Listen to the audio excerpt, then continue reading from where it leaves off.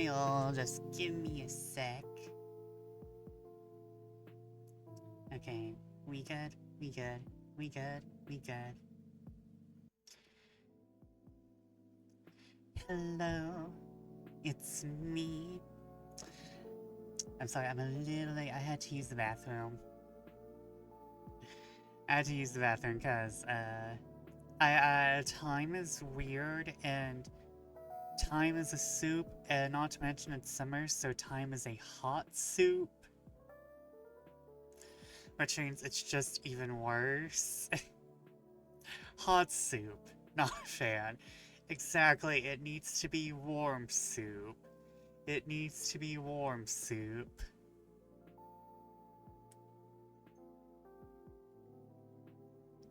Only warm soup. Only warm soup. But,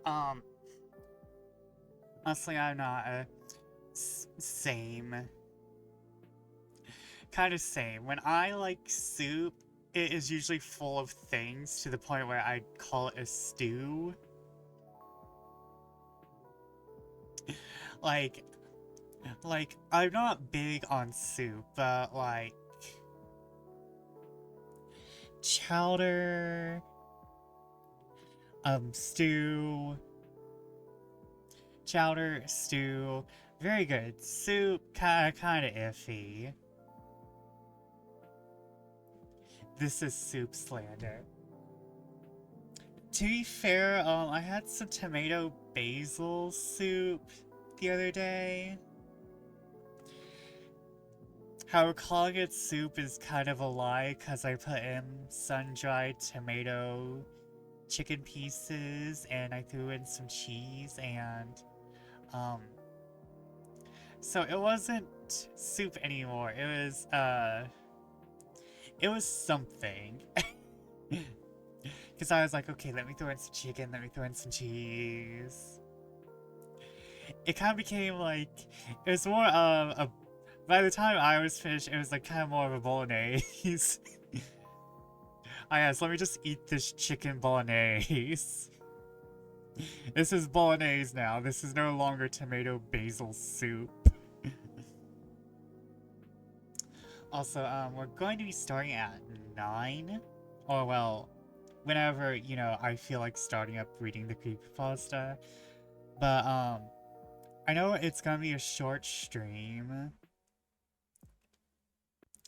but that's mostly because I want to send y'all over to B for the Rainbow Road charity. So, like, I don't want to, so, like, you know, I'm not doing anything for Pride Month. I have not done anything for Pride Month, but I can at least send y'all over to people who are doing things for Pride Month. I can't get any gayer. This is the max. I have maxed out my stat allocation here. Gay maxing. Get gayer. No, my stats. Listen, I still need a little bit of some magic here. Listen. Listen, my stat allocations are out. But I do want to send y'all over to people who are doing things to actually help the community and not be the lazy part of the community. Listen, my part is sending y'all to people who are actually doing their part.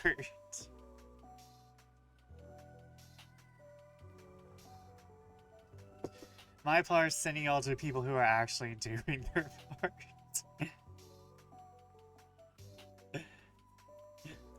That's okay too, I suppose. Here's the thing, most of these people have like, I'm not sure what's up with people, but it always feels like everyone's like, okay, are you free for next June? I'm not free for next June, but can we do 2027? That's, for like how everyone talks, that kind of feels like that's how VTuber collabs go, and I'm like, what? It feels like everyone's talking like they have plans months in advance, and I'm like, girl, I don't know if I'm waking up Tuesday. Girl, I barely have a 5-minute plan, much less a 5-year plan.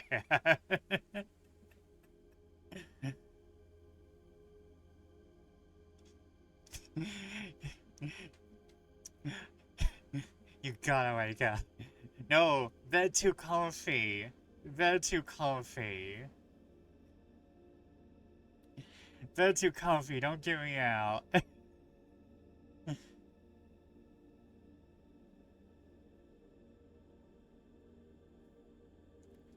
Waking up again. True.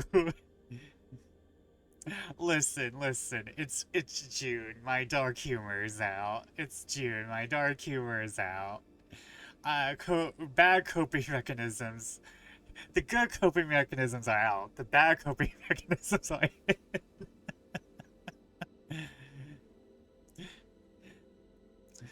The light humor is out. Dark humor is in. I joke. Or do I? No, I do joke.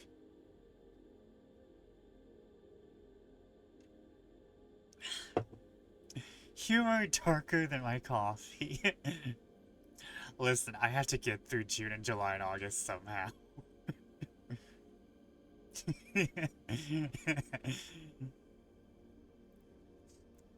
Listen, I'm just this dark because I don't really know why at this point. I'm actually very quite happy. It's just this fucking heat. It's this heat with this time of year. Listen, I just need more naps. I just need more naps. but girl, but these girly pops talking like they're planning these years collab, these collabs years in advance. I'm like, are you planning these like months in advance, or are you acting like you planned it months in advance and you literally just asked someone last week, ho? Cause honestly, it feels like, some people are being realistic as like, oh no, we talked last week and now we doing this. And then there's other people who are like, oh, I planned this months in advance. Where's the proof? Where's the beef? Well, I'm gonna have beef. I'm thankful it is not 103 in my house. Show me the receipts. Where is the Discord logs? Where is the Discord logs? I'm so glad, mostly avoiding drama. Well, I was until I watched like one drama tuber, and then I can't avoid it anymore. It's like, god damn it, my toxic ass self was like, you know what, I need to be up to date on VTuber news. Clicks on fucking drama tuber. It's like, ah, fuck me. It's like, now I know everything happening on at Niji Sanji. How like everyone's leaving the shoujo. What do you even avoid at this point, Vesper? Women. I live under a rock. I I'm online too much. I'm gonna be real. The only thing I miss about having a job is not being online.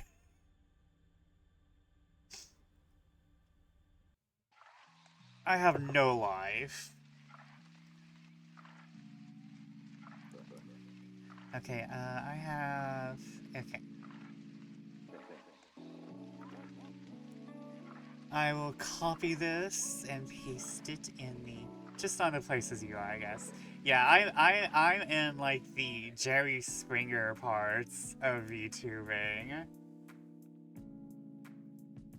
Until manually append. That's what we're reading tonight. I'm not gonna start right away. I'm still gonna give it, like, 5 seconds. I'm on Twitch watching artists and watching me.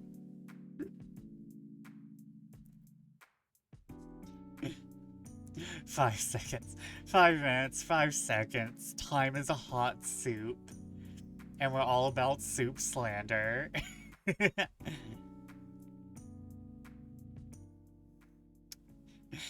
What has been time since 2020? Has time even existed? Are we even real? Is this just a dream? Are we just the participants in the dream of a child? And one day the child will wake up and all of this will end. Time in 2000 is overall it's kind of a mess in my memory. The child will be like, what the fuck kind of dream was that? My goodness, what is anything since 2020, right? I say time is a soup, but everything since like 2016 has been an amorphous blob. Everything since 2016 has been the most amorphous blob. No wait, not 2016. 2012, 2013. It's kind of like been like an amorphous blob.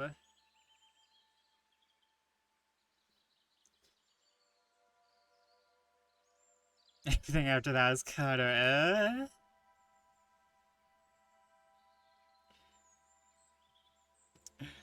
kind of existing. Life pre-2020 feels like some kind of mythical origin goal. Ma, what happened in the 2020s that changed the world? The plague. The plague, my dear. Like the kind of lore you hear about an RPG. The JRPG origin story. I don't even remember transition.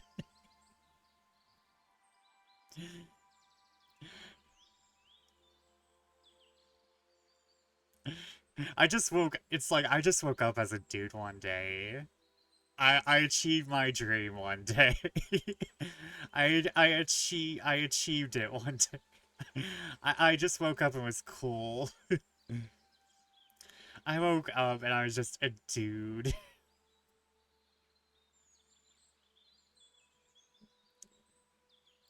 Older school sucks.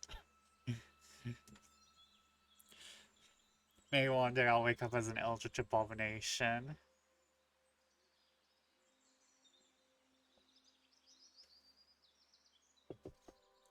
Come on, time, get real weird. Turn me into something Lovecraft would make. I saw a friend I had seen him. I was like, oh, great. You still play Magic? Summer has been good. I changed my gender, so that's cool. Anyway, see you next time. You like my new body? I ordered it. You like my new you like my gender? I ordered it online. It came in Amazon after a certain amount of time.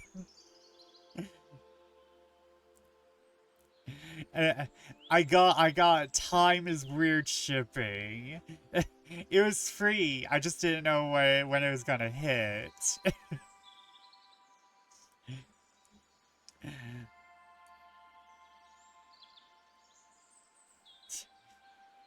Two transitions.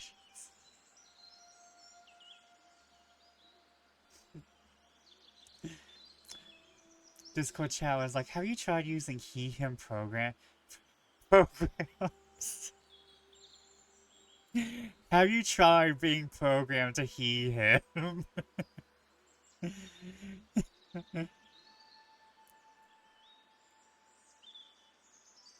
Thank you, Discord. Yes, I reprogrammed. I changed some zeros to ones in places. Then I realized my brain worked better. I changed the binary coding. Timu brand transitions. You don't remember it happening. It just does one day after ordering. It's like, huh, I thought that was that was supposed to happen yesterday. Oh, I see. Okay, I guess everything's good.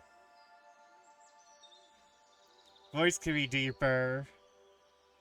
There could be more hair in places, but it's fine. My 30s are such a damn blur, Jesus. For for me, it's like I have the traumatic events of my early 20s, and then the rest of the 20s are a blur, and now it's just time is soup.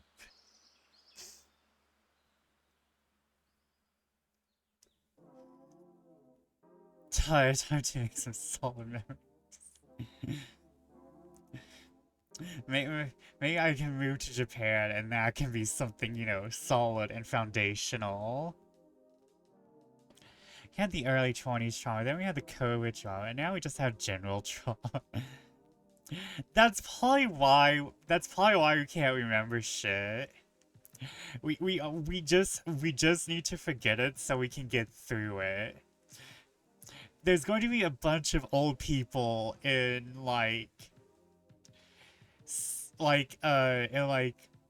senior citizen homes who are going to be it's sad, but it's also kind of funny that there's going to be a bunch of like millennials who are going to be in like old people homes and who are going to be like, oh wow, now I'm experiencing PTSD. I was in college when COVID hit, and that kind of tainted a lot of it. I was fortunately out of college, but I was working at book corporal when it hit. Ugh, my chrome died. Aw, man, I'm sorry. I was teaching. Oh, man. And what I hate most was that none of my fucking coworkers, like when the government mandates said that we didn't have to wear the masks anymore, my coworkers all just stopped. My coworkers all just stopped, and I'm like, no, what you doing? What you doing, honey? Honey? And they were celebrating, and they were asking me why I was still wearing mine, and I'm like, there's still a pandemic going on. There's still a pandemic going on. Are you stupid? I saw it too, because it's like nearly impossible to be a speech therapist with a mask on. Yeah, it's also... I did eventually stop, but it's mostly because I already can't enunciate. I already don't enunciate well enough, and and when you can't enunciate well enough already, you can't really be wearing a mask and trying to speak. So it's very much, oh, I have to do this in order to not bother my damn self.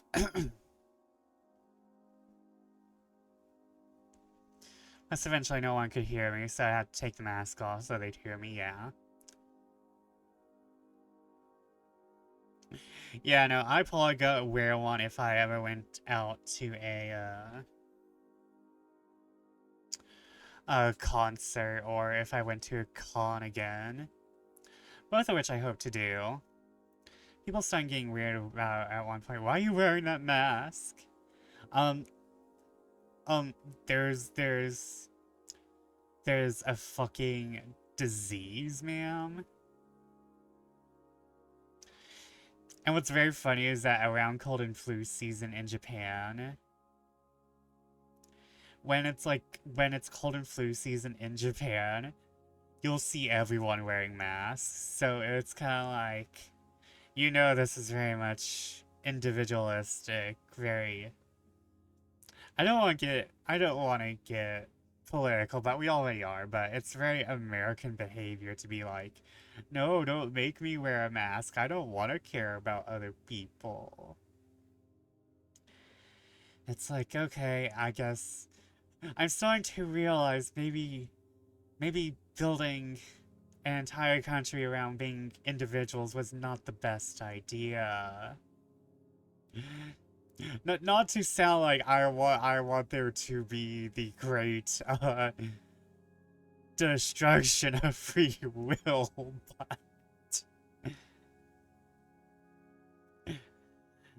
but you know, I'm starting to realize, wait, maybe we should care about other people. Maybe we fucked up.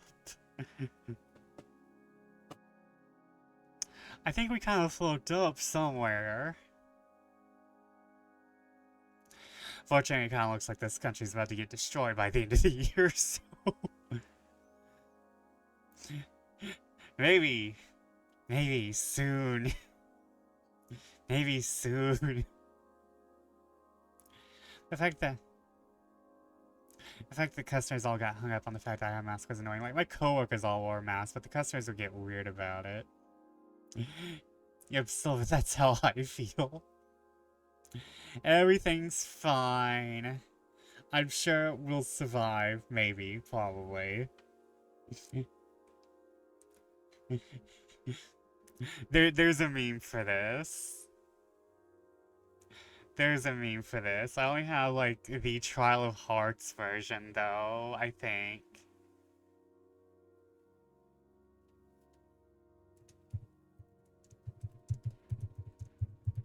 Wait, can I just... hold on. Do I have...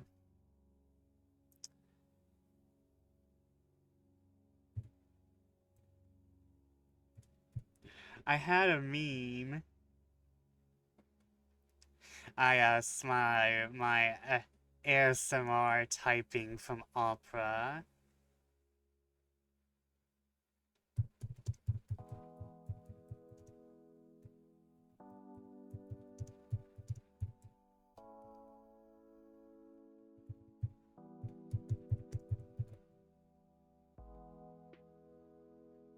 Here we go.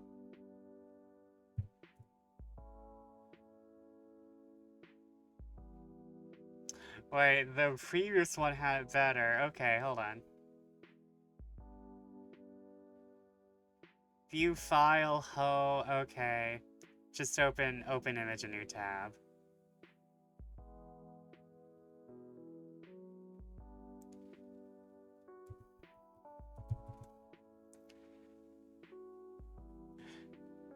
It's not the destruction. It's not like I'm asking for the destruction of free will. Like, that isn't on brand for you anyway, Vesper. I could transfer to a new college after getting an associate's degree, was getting adjusted, new campus, and next semester COVID hit. Yeah, that would have been a whole deal.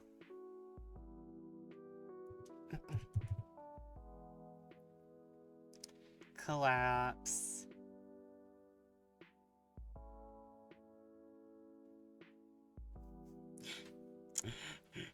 Me, right now. Me, if anyone asks me if I have any collab plans. Someone asked me if I had plans for the fall. It took me to realize they meant autumn, not the collapse of civilization. And also, hold on. Do I have the other version saved? Hold on. Memes.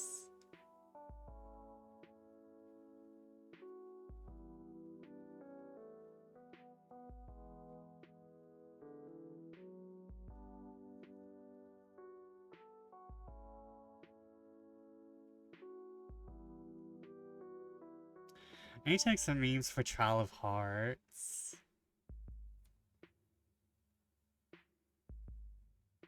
I need to make some memes for Trial of Hearts. I don't know, I didn't think I'd make it this far. Alright, it is 9, so it is officially spooky time. We are officially in spooky time now. I have the pinned comment. Yes, I pinned a whole ass comment.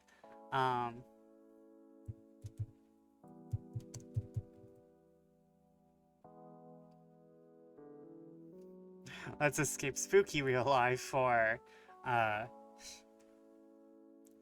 okay, we have Konbini Lo-Fi, Lo-Fi Girl Halloween, Ghost Vibes.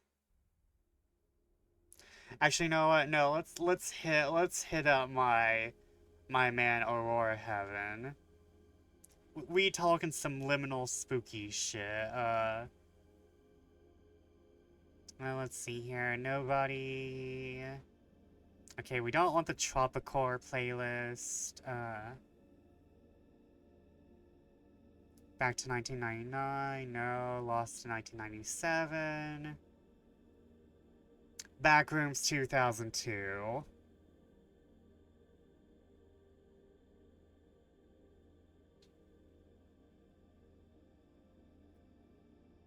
Okay, let me make sure. Okay. Oh wait, I should turn down... Oh wait, I can just leave this on but mute it. Okay, I have linked the story. I have the story in the pinned. Anything but the 2020s, please. The 2020s aren't that liminal. The 2020s are not a vibe. Okay, hold on. Let me actually minimize this so I don't have to be looking at my phone. Yeah, that sure was minimizing. Okay. Yeah, I can just read it like this. Also, if I suddenly go out, it's because my power went out, so apologies. Okay, oh, hold on. I'm not reading. Hold on. Which one of these is my reading? Because I don't use it enough. There we go. There we go.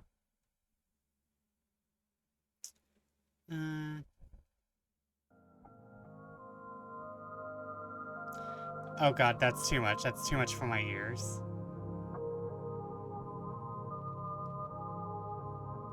Down to 50. Please. Okay, so the story is in the pinned comments if you want to follow along. Down to 29. But if you just want to listen to me read, I will be reading. Okay, so this is the original non-published version, so this is not the book. This is the Reddit post of this story. So, like, I will be reading straight from the Reddit posts. And the story is, I'm a search and rescue officer for the U.S. Forest Service. I have some stories to tell. Do I have a voice for this? We'll find the voice. I'm like Ursula, I can find a voice. I don't have many, but I'll find one.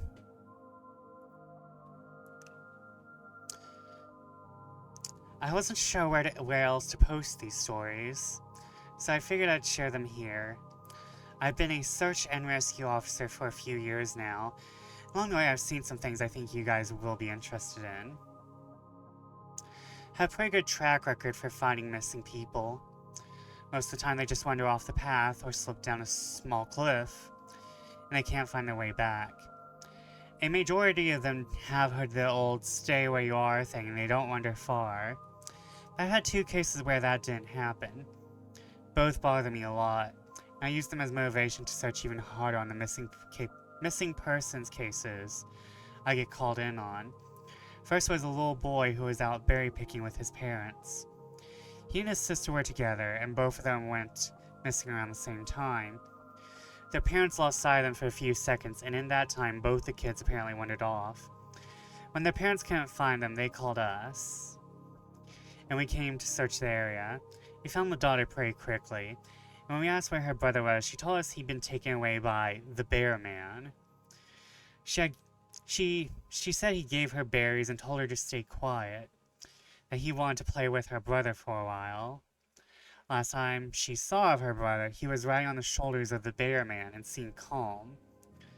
Of course, the first thought was abduction, but we never found a trace of another human being in that area. The little girl was also insistent that he wasn't a normal man, but that he was tall and covered in hair like a bear, and he had a weird face. We searched that area for weeks. It's one of the longest calls I've ever been on, but we never found a single trace of that kid. The other was a young woman hiking with her mom and grandpa. According to the mother, her daughter climbed up a tree to get a better view of the forest, and she never came back down. They waited at the base of the tree for hours, calling her name before they called for help. Again, we searched everywhere. We never found a trace of her. I have no idea where she could have possibly gone, because neither her mother or her grandpa saw her come down. Ah, shit, man. I already have the chills.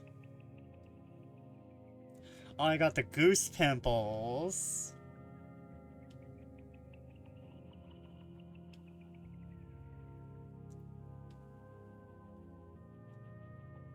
I'm sorry, cleaning my glasses because I'm not seeing in HD right now. I would like to at least see in standard.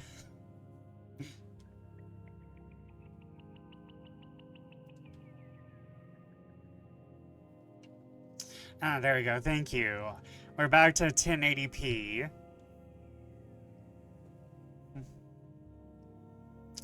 A few times I've been out on my own exploring on my own, searching with a canine. And they've led me to hold on, let me restart that. A few times I've been out on my own searching with a canine. They tried to lead me straight up cliffs. Not hills, not even rock faces, straight sheer cliffs with no possible handholds. It's always baffling, and in those cases we usually find the person on the other side of the cliff, or miles away from where the canine has led us. I'm sure there's an explanation, but it's sort of strange. One particularly sad case involved the recovery of a body. A 9-year-old girl fell down an embankment, got impaled on a dead tree at the base. It was a complete freak accident, but I'll never forget the sound her mother made when we told her what happened. She saw the body bag being loaded into the ambulance, and she let out the most haunting, heartbroken wail I've ever heard. It's like her whole life was crashing down around her. A part of her had died with her daughter. Heard from another search and rescue officer that she killed herself a few weeks after it happened. She couldn't live with the loss of her daughter.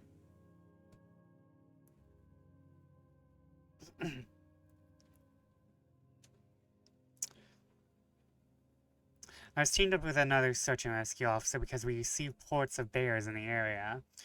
We were looking for a guy who hadn't come home from a climbing trip when he was supposed to, and we ended up having to do some serious climbing to get to where he figured he'd be. We found him trapped in a small crevasse with a broken leg. It was not pleasant. He had been there for almost 2 days. His leg was very obviously infected. We were able to get him into a chop, and I heard from one of the EMTs that the guy was absolutely inconsolable. He kept talking about how he'd been doing fine. When he got into a top, a man had been there. He said the guy had no climbing equipment and was wearing a parka and ski pants. He walked up to the guy, and when the guy turned around, he said he had no face. It was just blank. He freaked out and ended up trying to get off the mountain too fast, which is why he'd fallen. He said he could hear the guy all night, climbing down the mountain and letting out these horrible, muffled screams. The story bothered the hell out of me, and I'm glad I wasn't there to hear it.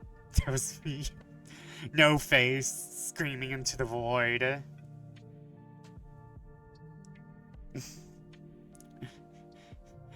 Parka, ski pants, no face. I heard thunder here. Why did you put that?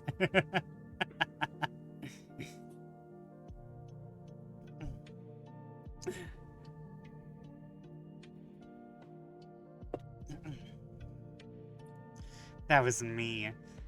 I am the thunder and I am the lightning.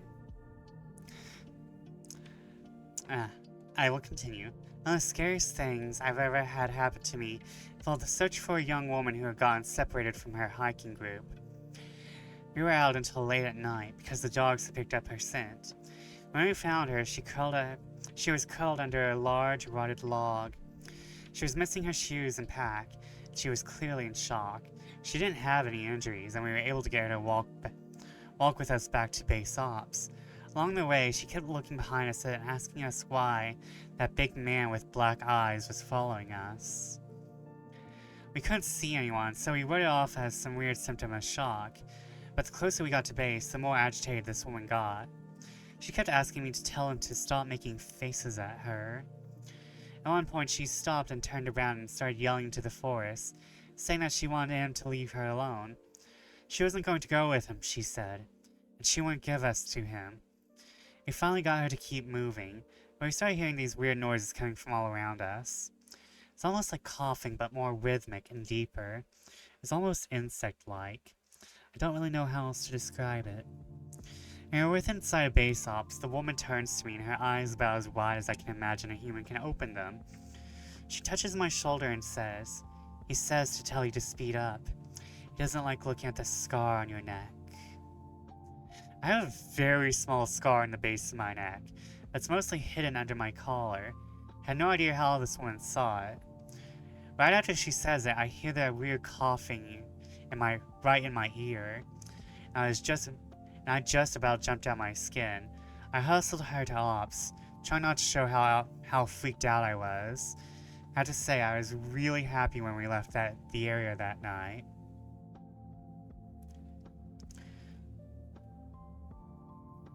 Oh, Goose Pimplies! Goose Pimplies! This is the last one I'll tell, and it's probably the weirdest story I have. Now, I don't know if this is true in every search and rescue unit, but in mine, it's sort of an unspoken, regular thing we run into. Try asking about it with other search and rescue officers. But even if they know what you're talking about, they probably won't say anything about it. We've been told not to talk about it by our superiors. And at this point, we've all gotten so used to it that it doesn't even seem weird anymore. On just about every case where we're really far into the wilderness, I'm talking about 30 or 40 miles at some point, we'll find a staircase in the middle of the woods. It's almost like if you took stairs in your house, cut them out, and put them in the forest. I asked about the first time I saw some. The other officer just told me to not worry about them, that it was normal. Everyone I asked said the same thing. I wanted to go check them out, but I was told very emphatically that I should never go near any of them. I just sort of ignore them now when I went into them because it happens so frequently. I have a lot more stories, and I suppose if anyone's interested, I'll tell some of them tomorrow. If anyone has any theories about the stairs, or if you've seen them too, let me know. Alright, that was part 1. I'm going to go ahead and click on to part 2.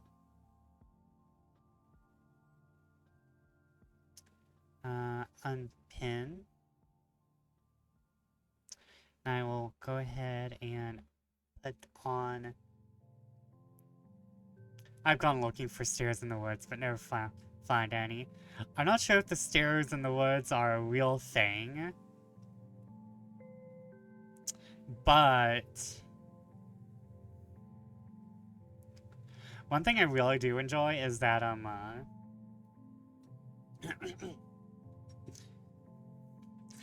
is that it gives me, like, a very,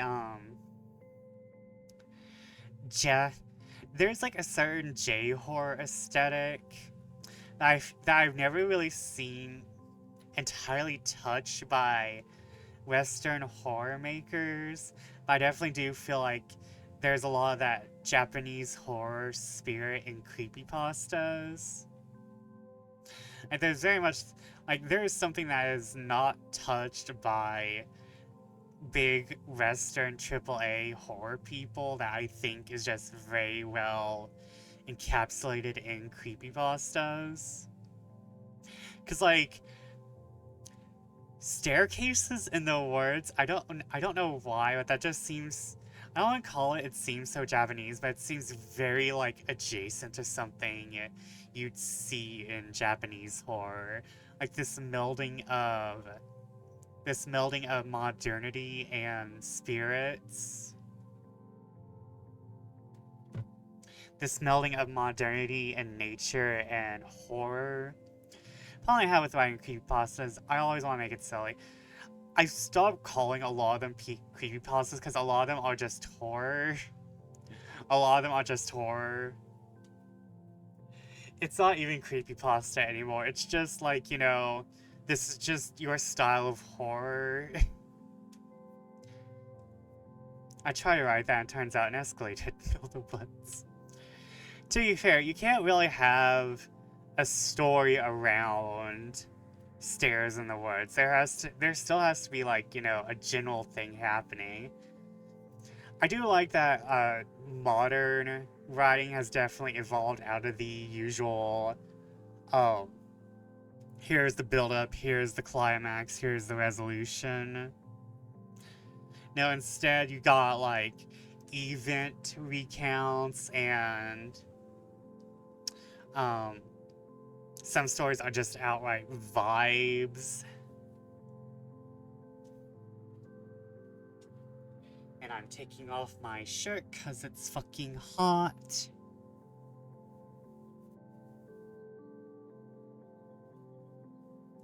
You've entered the stairs house. How rude. Okay, on to part 2. So I logged back on tonight and was blown away by the staggering amount of interest this seems to have generated.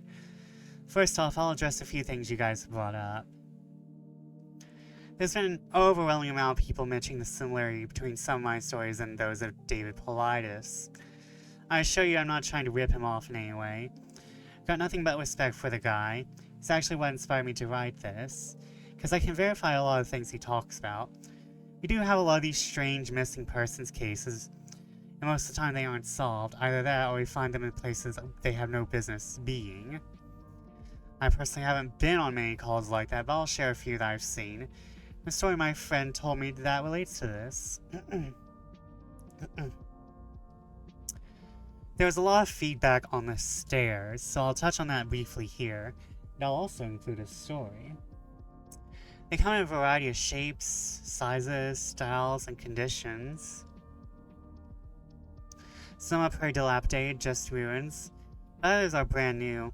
I saw one that looked like they came from a lighthouse. They were metal and spiral, almost old-fashioned. The stairs don't go up infinitely, or farther than I can see, but some sets are taller than others. I said before, just imagine stairs in your house and have someone cut and pasted them in the middle of nowhere. I don't have any pictures. It's never really occurred to me to try again after the first time. Don't really feel like risking my job over it. I'll try again in the future, but I can't promise anything.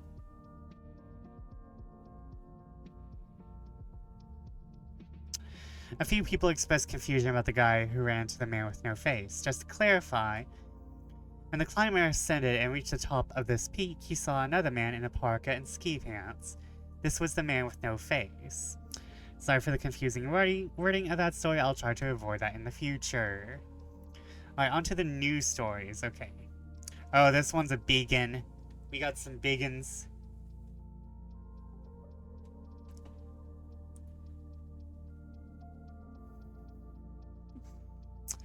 As far as missing persons go, I'd say about half the calls I get are related to that. The others are rescue calls. People who fall down cliffs and hurt themselves, get injured by fire. You won't believe how often this happens, mostly drunk kids. Getting bitten or stung by animals or insects. We're a tight team, and we have the veterans who are excellent at finding signs of lost people. That's what makes these cases where we never find any trace of them so frustrating. One in particular is upsetting for all of us, because we did find a trace of them, but it led to more questions than answers. An old man had been hiking alone on a well-established trail. But his wife called to say that he hadn't come home when he should have. Apparently he had a history of seizures, and she was where he hadn't taken his medication, had suffered one out on the trail. But you ask, I had no idea why he thought it was okay to go out alone, or why she didn't go with him. Don't ask that kind of thing, because past a certain point it doesn't matter. Someone is missing and it's my job to find them. We went out in a standard search formation. It wasn't long before one of our vets found signs that the guy had gone off the trail. We grouped up and followed him, sprang out in a fan to make sure we were covering as much ground as possible. Suddenly a call comes over the radio telling us all to head back to the vet's location. And we come right away, because this usually means the missing person is injured, and we need a full team to help get them out safely. We meet back up, and the vet is just standing at the base of a tree with his hands on the sides of his head. I ask my buddy what's going on, and he points up to the branches of this tree. I almost can't believe what I was seeing, but there was a walking stick dangling from a branch at least 30 feet off the ground. The little strap thing on the handle had been looped around the branch. It's just hanging there. There's no way the guy could have tossed it up that far. I don't see any other signs he's still in the area. We call up into the tree, but it's obvious no one's in it. I'll just sort of left scratching our heads. We keep searching for the guy, but we never find him. We even bring our canines up, but they lose the scent long before this tree. Eventually, the search is called off because there are other calls we have to attend to, and past a certain point, there's not much we can do. The guy's wife called us every day for months, asking us if we found her husband. It's heartbreaking to hear her grow more and more hopeless each time. Not sure why this call in particular was so upsetting. I think it was just the sheer improbability of it. That and the questions that were raised. How the hell did the guy's cane end up there? Did someone kill him and toss that out there as some weird trophy? We did our best to find him, but it was almost like a taunt. We still talk about that one from time to time. I think I've read this before, but oh my god, it's still disturbing.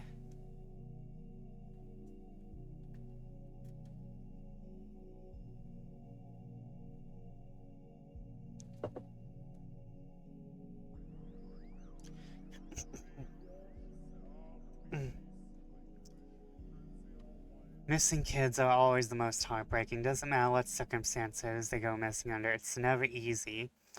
We always dread the ones we find deceased. It's not common, but it does happen. David Polias talks about kids search and rescue teams in place. David Polias talks a lot about kids search and rescue teams find places they shouldn't be or couldn't be. I can honestly say I've heard about this kind of thing happening more than I've seen it. But I'll share one of the ones I think about a lot that I've witnessed personally. Mother and her 3 kids were out for a picnic in an area of the park that has a small lake. One is 6, one is 5, and the other is about 3. She's watching them all really closely, and according to her, she never lets them out of her sight at any time.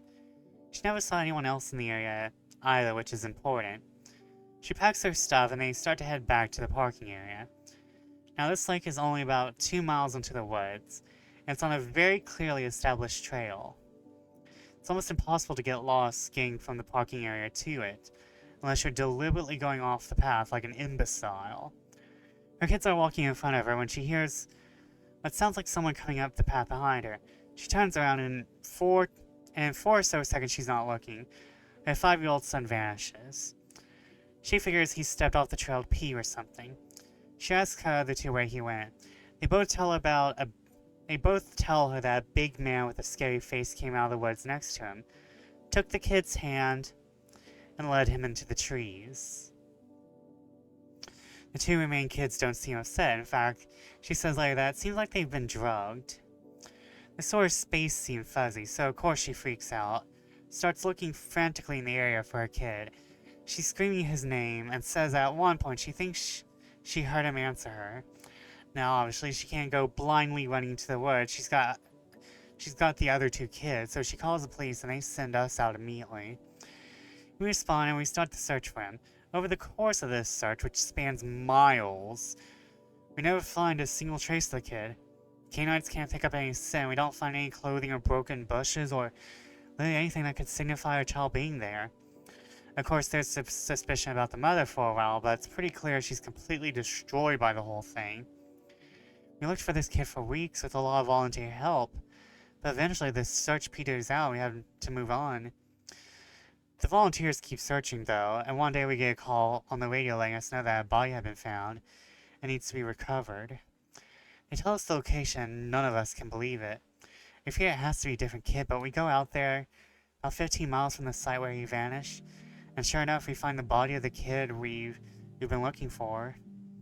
Trying to figure out how this kid got where he did ever since we found him, and I never come up with an answer. A volunteer just happened to be in the area because he figured he might as well look in places no one else would think of on the off chance the body had been dumped. He comes to the base of a tall, rocky slope, and halfway up he sees something. He looks through his binoculars, and sure enough, it's the body of a little boy, stuffed in a little opening in the rock. He recognizes the color of the kid's shirt, so he knows right away that's the missing boy. That's when he calls it in, and we're dispatched. It took us almost an hour to get his body down, and none of us could believe what we were seeing. Not only was this kid 15 miles from where he started, there was no possible way he'd gotten up there on his own. The slope is treacherous and it's hard even for us with our climbing gear. A 5-year-old boy had no way of getting up there, of that I'm certain.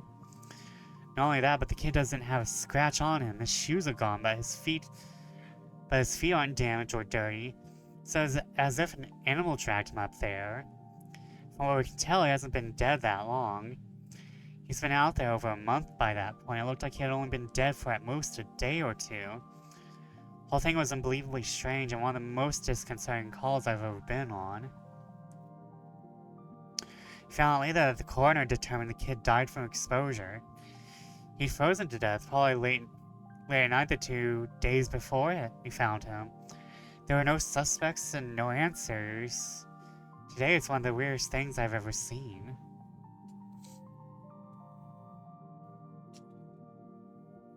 Oh man.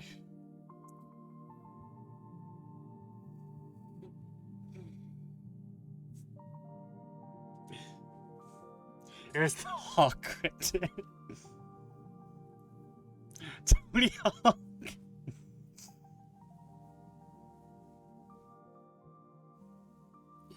Just picking up the kids and dropping them. Like, you know how... like, it's sad, but turtles do get eaten, and like, apparently it's kind of like, you know, breaking open, like, a crab. Like, that's how birds do eat things. They just drop them from heights, and now I'm just imagining, like, taking, like, a hawk picking up this child. It's like, oh my god, it's screaming, I have to drop it.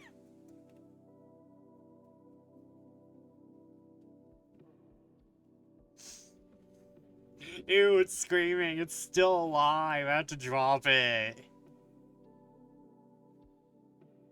This one is too noisy. Bonk.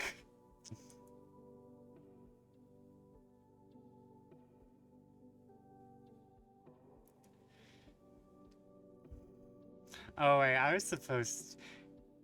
Oh wait, we have ads, so... Oh wait, we have ads starting in a minute, so I'll just go ahead and... So I'll just go ahead and continue, like, we'll start the break early, so I can go and get drinky right after.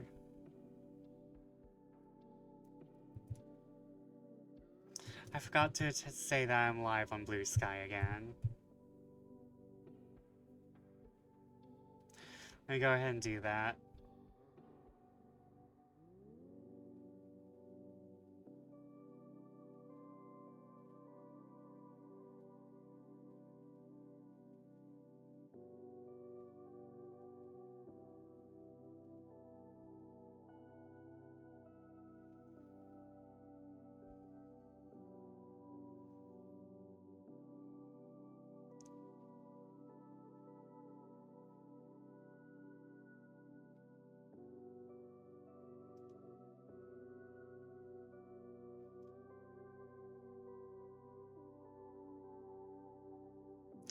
Okay, but I will go and...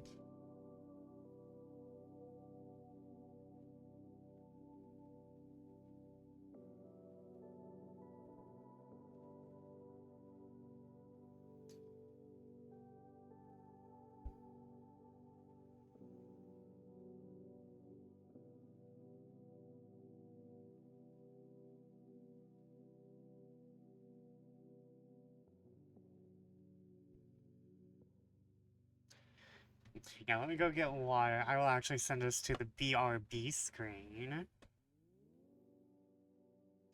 And I will... Okay, yeah.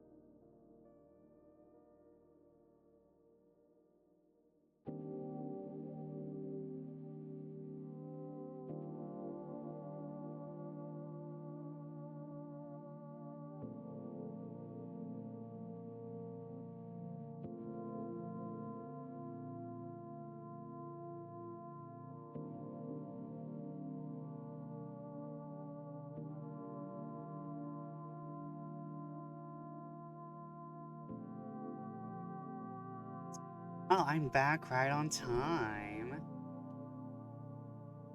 I am back right on time.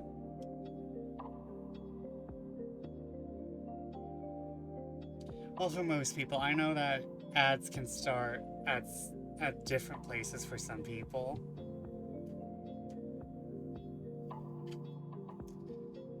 Thank you, thank you. I'm back and I'm at it again. I'm back. Also, I did do the Tamagotchi, it was just off screen. The off-screen Tamagotchi.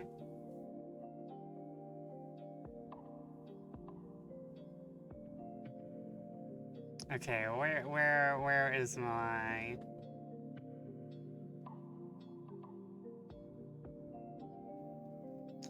And I posted, right? Okay, I did, okay. And we're still on the second story. But I think we're going to get through this one, and then we're going to go on to the third one. And yeah. Okay.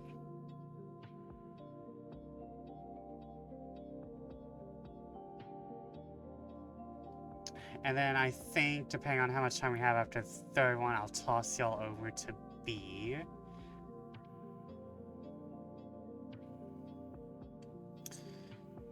My first jobs as a trainee was a search job for a 4-year-old kid that had gotten separated from his mom. So it was one of those cases we knew we were going to find him because the dogs were out on a strong scent trail. We saw clear signs that he was in the area. We ended up finding him in a berry patch about half a mile from where he'd last been seen. Kid wasn't very aware that he wandered that far. One of the vets brought him back. I was glad because I'm really not good with kids. I found it hard to talk to them and keep them company. As my trainer and I are headed back, she decides to take me on a detour to show me one of the hot spots where we tend to find missing people. It's a natural dip in the land near a popular trail, and people will just usually move downhill because it's easier. We hike out there, and a few miles away we get there in about an hour or so. As we're walking around the area, she's pointing out places she's found people in the past. I see something in the distance. Now this area is about 8 miles from the main parking area, though there's back roads you can take to get closer if you don't want to hike that far. But we're on state protected land, which means there can't be any commercial or residential development out here. The most you'll ever see is a fire tower or makeshift shelter that homeless people think they can get away with building. I can see from here that whatever this thing is has straight edges. And there's only one thing and if there's one thing you learn quickly, it's that nature rarely makes straight lines. This is a pride story. It's about being gay. I point it out, but she doesn't say anything. There is nothing straight in nature. She just hangs back and lets me wander over and check it out. I get within about 20 feet of it, and all the hair on the back of my neck stands up. It's a staircase in the middle of the fucking woods. In the proper context, it would literally be the most benign thing ever. Just a normal staircase with beige carpet and about 10 steps tall. But instead of being in a house, where it obviously should be, it's out here in the middle of the woods. The sides aren't carpeted, obviously. I can see the wood it's made out of. It's almost like a video game glitch, where the house is failed to load completely and the stairs are the only thing visible. I stand there and it's like my brain is working overtime to try and make sense of what I'm seeing. A trainer comes up and stands next to me. She just stands there casually looking at it as if it's the least interesting thing in the world. I ask her what the fuck this thing is doing here and she just chuckles. Get used to it, Orky. You're gonna see a lot of them. I start to move closer, but she grabs my arm. Hard. I won't do that, she says, her voice casual, but her grip is tight. I stand there looking at her. You're gonna see them all the time, but don't go near them. Don't touch them. Don't go up them. Just ignore them. I start to ask her about it, but something in the way she's looking at me tells me that it's best if I don't. We end up moving on, and the subject just doesn't come up again for the rest of my training. She's right there. I'd say about every 5th call I go on, I end up running across a set of stairs. Sometimes they're relatively close to the path, maybe within 2 or 3 miles. Sometimes they're 20, 30 miles out, literally in the middle of nowhere. I only find them during the broader searches or training weekends.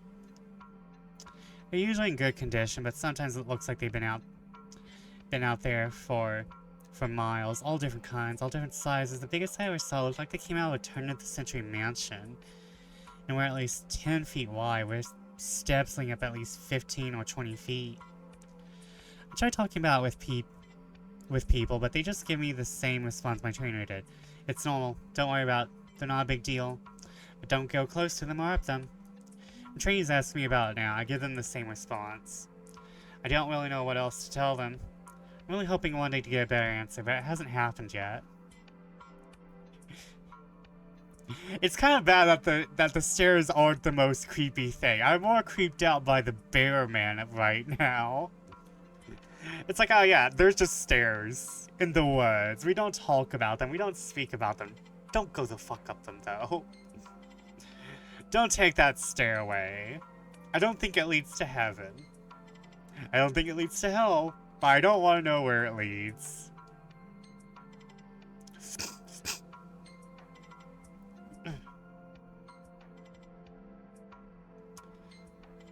This is another one that was less spooky, more sad. A young man went missing late in the winter, and realistically no one should be going out that far into the trails. We close a lot of them, but some remain open year-round, unless there's a shitload of snow. We didn't opt for him, but we had about 6 feet of snow on the ground. It was an unusually heavy snow year. And we knew it was likely that we'd find him until spring when the thaw came. Sure enough, when the first big thaw came, a hiker reported a body a little ways off the main trail. We found him at the base of a tree in a pile of melted snow. I knew right away what happened, and it scared the living shit out of me. Most of you ski or snowboarders spend any amount of time on a mountain. I'll probably have guessed too. When snow falls, it doesn't collect as thick in the areas beneath the branches. It happens most with fir trees because they have a sort of closed umbrella shape. So what you end up is with a space around the base of the tree that's filled with a mixture of loose powdery snow and branches. They're called tree wells, and they're not immediately obvious if you don't know what you're looking for. You put up signs in the Welcome Center, big ones, letting people know how dangerous they are, but every year we get an unusual amount of snow. At least one person doesn't read them, or doesn't take the warning seriously, and we find out in spring. My best guess is that this young man was hiking and got tired, maybe a cramp from walking in the deep snow. He went to go sit at the base of the tree, not knowing that there was a tree well, and fell in. He got stuck with his feet up, and the surrounding snow caved in around him. Unable to free himself, he suffocated. It's called snow immersion suffocation, and doesn't usually happen except in really deep snow. But if you get stuck in a weird position like this guy did, even 6 feet of snow can be lethal. What scared me most was imagining how he must have struggled. Upside down in the freezing cold, he didn't die quickly. The snow would have formed a dense, heavy pile on top of him. It would have literally been impossible to get out. As it got harder to breathe, he would have known what was happening. I can't even imagine what he was thinking in his last moments.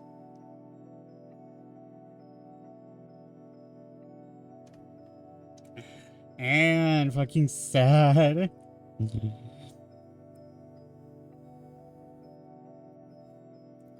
thinking about the dude who died in that cave during his spelunking. Oh yeah. Oh yeah. This is why I'm not an Aldersy.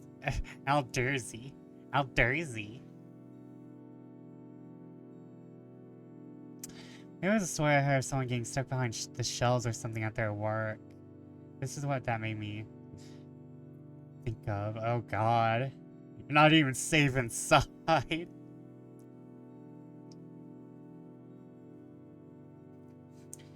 Final Destination will come for you. Has anyone seen the new movie? I heard it's good.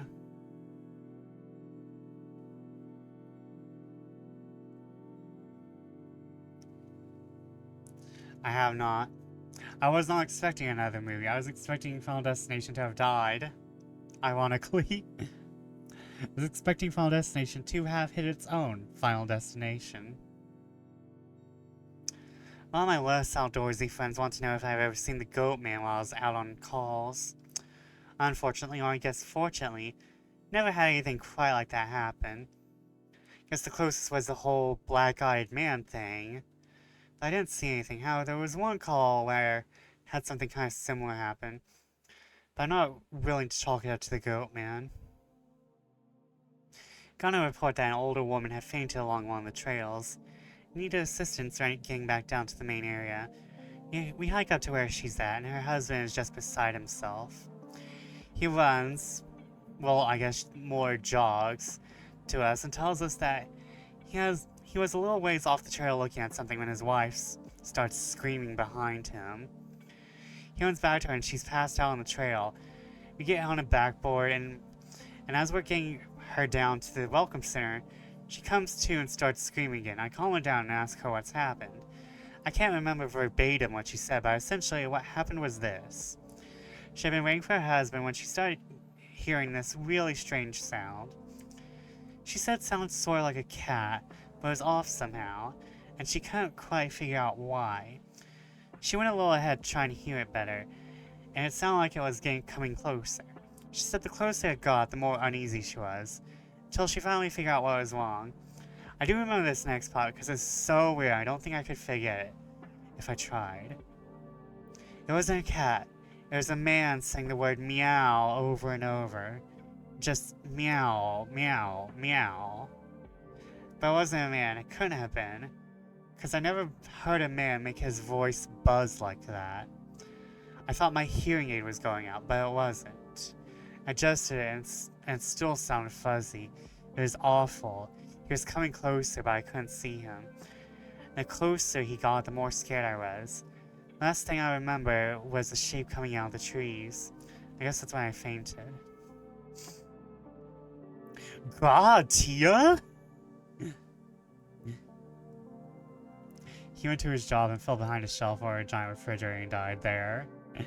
And he wasn't found for a while. I shouldn't be laughing. I wasn't laughing at that, but I've read this before, because like now I'm remembering the meow. I've either read this or I heard someone read this. And now I'm just like, oh, I remember this now. However, imagine a full-grown man meowing in the woods. Like, even if he's not harming anyone, but if he's approaching you as well, and you're not at all consenting to this, if you don't know what's happening, it is a pretty scary thought. But then there's a supernatural aspect of his voice fucking buzzing. Now obviously I'm a little perplexed as to why a guy would be out in the fucking woods chanting meow, meow at people. So once we get down to the mountain, I tell my superior that I'm going to go search the area, see if I can find anything. He gives me the go-ahead. I grab a radio and hike back to where she fainted. I don't see anyone, so I keep going about a mile more. When I head back, I go off the trail to see if I can figure out where she saw him coming from. It's almost sunset by this point. I don't have any desire to be out at night alone, so I sort of write it off and make a mental note to check it out again. Tomorrow. But as I'm headed back, I start to hear something in the distance. I stop, I call out for anyone in the immediate area to identify themselves. The sound didn't come close or get loud, but it sounded exactly like a man saying, meow, meow, in this really odd monotone. As comical as it makes it sound, it's almost like that guy on South Park with an electrolarynx, Ned. I go off the trail in the direction I think it's coming from, but never seem to get closer. It's almost like it's coming from all directions. Eventually, it just sort of fades out, and I ended up going back to the Welcome Center. I didn't get any further reports like that, even though I went back to that area. Never heard that exact sound again. I suppose it could have been some stupid kid out there fucking with people, but even I have to admit it was weird. Please Google to see if someone has created a comic gras doing the, you know, nya. After you're done. So this sort of turned into a massive wall of text, and I apologize. I wanted to just get the stories my friend told me. He does have some good ones, so I'll post those tomorrow evening. I also have a few more of my own I think you guys will like, so to keep you in suspense again. Hopefully the stories here will make up for it and help you get through the rest, and help you get through the next 24 hours until I can post again. I'm still afraid to Google anything FF14 related. Understandable. Still, it seems like all of you would like to hear more. Tomorrow I'll have as many stories as I can and do a massive post. I'll include my friends' stories, and I'll see if I can get a hold of a few more people who might have interesting things to talk about. I wasn't sure how people felt about huge wall of text, but it seems all okay with it. I'll post lots of stories. Meow. Oh, begin.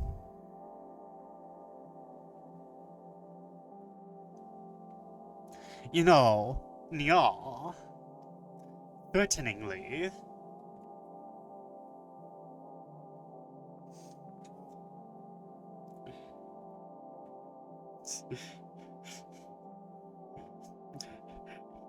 When your Discord kitten turns into an eldritch entity.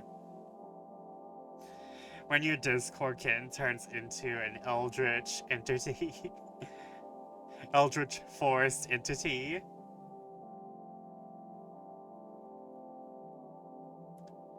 Unpin.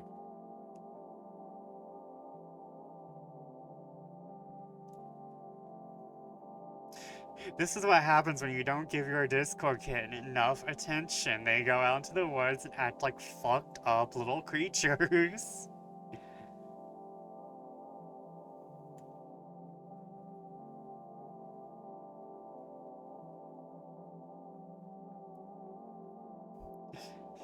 me when we me when my Discord cat father doesn't give me attention. Fucked up little creatures just like me for real. Let's all go to the forest and get fucked up. I don't mean drugs, let's become eldritch entities. Let's all go to the forest and become eldritch entities. That's where I miss the forest so much. Treat the desert like it's a forest. Become Chupacabra.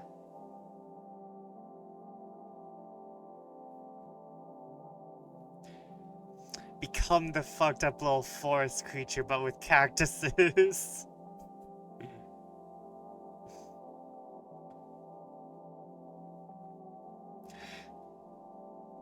Become the desert Discord.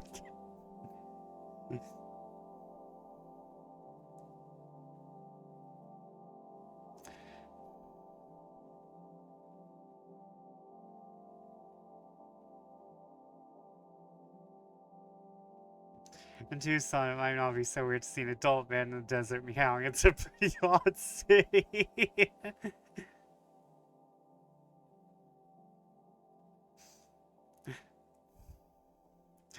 That's just Tuesday. That's just Tuesday. That's just Tuesday.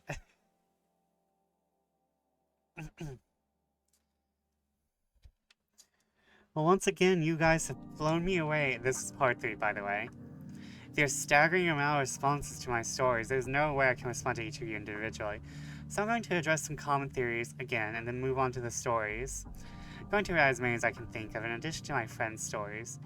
Probably not update again until I get a chance to answer some of the questions that I myself have from my superiors. Alright, so the common questions I found you all had. I am not comfortable talking about exactly where I work, unfortunately. In all reality, some of the things I've mentioned here could get me in a lot of trouble or fired, so it's best I don't discuss too much. I'll say I'm in the United States, and in an area that is comprised of a great deal of wilderness. We're talking hundreds of miles of thick forests, with a mountain range and a few lakes. There's still a great amount of interest in this series, and luckily for you guys, my friend has a story that I think you'll all be very interested in. I'll go more into that at the end of the update. As for whether or not I have ever thought about asking my superiors about them, I have, but again, I don't want to risk my job. However, one of my former superiors no longer works as a search and rescue officer. It's possible he may be willing to talk to me about it. I'll be speaking to him later in the week. I'll let y'all know what comes of that. As far as advice on becoming a search and rescue officer goes, I think the best advice I can give is to contact your local Forest Service office and see if they offer training courses or what the qualifications are. I've been doing this for years, and I started as a volunteer helping on search and rescue operations.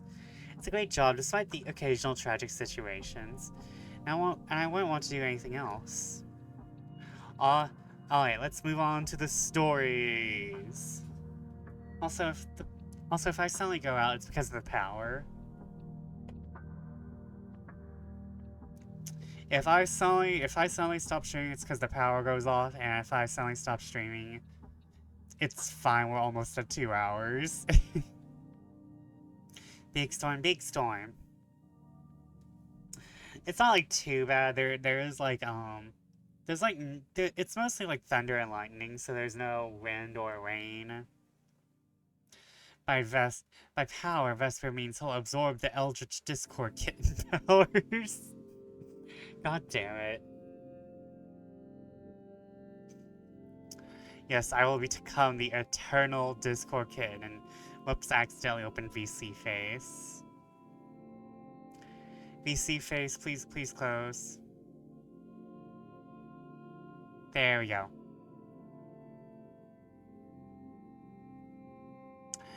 Alright, on to the stories. First one. The first happened to me on a case that I went out right after I got out of training, and was still pretty new to everything. Before I took this job, I was a volunteer, so I had a basic idea of what to expect. But on those calls, you're mostly dealing with finding lost people after vets have found signs of them. As a search and rescue officer, you go out for all kinds of cases, from animal bites to heart attacks. This case got called early in the morning from a young couple who were up on the trails that go by the lake. Husband was completely hysterical. We couldn't really figure out what was going on. You could hear the woman screaming in the background. He was begging for us to come up there right away. When we get there, we see him holding his wife, and she's got something in her arms. She's screaming these awful animal-like screams, and he's sobbing. He sees us, and he screams at us to help them, to please get an ambulance up there. Now, obviously, we can't just drive an ambulance up the walking path, so we ask him if his wife needs help, or she can walk on her own. He's still hysterical, but he managed to tell us it's not his wife that needs help. So I go over while one of the vets tries to calm him down, and I ask the wife what's going on. She's rocking, holding something, just shrieking over and over. I crouch down and see whatever she's holding, covering it. It's covering her with blood. That's when I notice the sling on her front, and my heart sinks. I ask her to tell me what's going on, and I sort of pry her arms gently open so I can see what she's holding. It's her baby. Obviously dead. His head's caved in on one side, and he's covered in scratches. Now, I've seen dead bodies before, but something about this whole situation hits me hard. Take a second to compose myself. I get up and go get one of the other vets who's standing by. I tell him that's a dead kid, and he sort of pats my shoulder and tells me he'll deal with it. It took us over an hour to get this woman to let us see her kid. Every time we try to take him from her, she flips out and tells us we can't have him, that he'll be okay if we just leave her alone and let her help him. But eventually, one of the vets manages to calm her down, and she gives us the body. We took it back to the med area, but when the EMTs showed us, they told us that there was never any hope of saving the kid. He died instantly from the trauma to his head. I was good buddies with one of the nurses who met them at the hospital, and she told me later what happened. Turns out the couple had been walking with the baby in the sling. They stopped because the kid was fussing. The dad takes the kid and is holding him, looking out over the little gully by the path. The mom comes up to stand next to him, but she ends up stepping on a loose patch of soil and she trips. She falls into the dad, who drops the kid, who ends up falling about 20 feet down this little gully onto the rocks at the bottom. Dad climbed down and recovered the kid, but he'd fallen right on his head and was dead by the time he got there. Baby was only about 15 months old. It was a total freak accident. A series of events that coalesced into the worst possible outcome. Probably one of the more awful calls I've been on. Yup, I remember this story. I should have content warnings, but there's no content warnings on Reddit.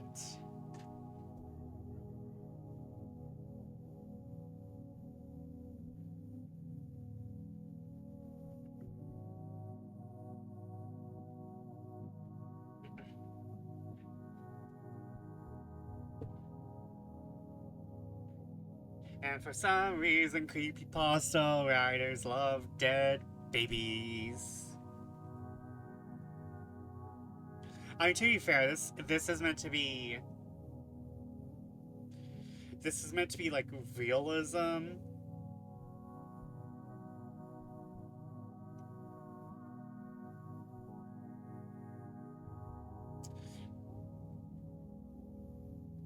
Which I think is really helping out the story, because it just makes the creepy things creepier. So So, you know what? I'm just going to do, like, a little... How this would work if they cut down the forest. Would the staircase still work? Probably. That's also... While it does say that they're mostly working in forests, I'm taking a guess that the staircases can just appear anywhere. The staircase is just like the forest. They could probably also work in a desert. Can you unpin this so I can put up fucking content warnings? I'll just post the story whenever I need to. Content warnings. Dead babies. Dead children.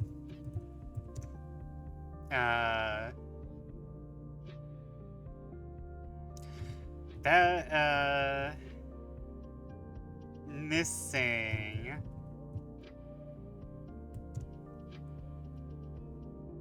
Missing people. Cruel and unusual deaths, I think, yeah. I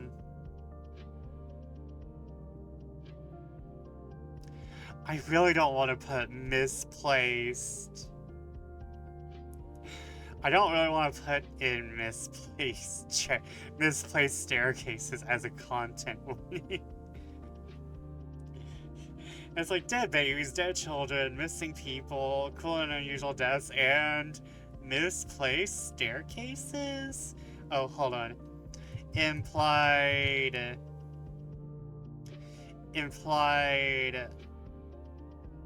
child endangerment. Yeah, you know what? That's good.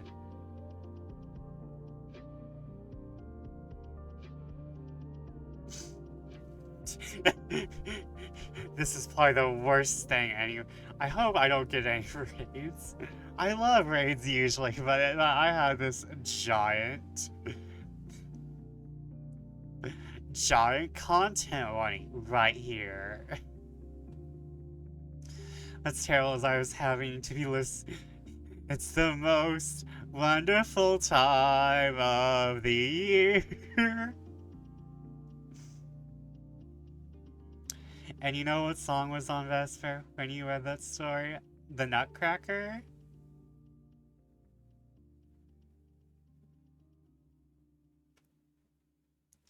Coventry Carol. Oh god, the creepy final boss Christmas music.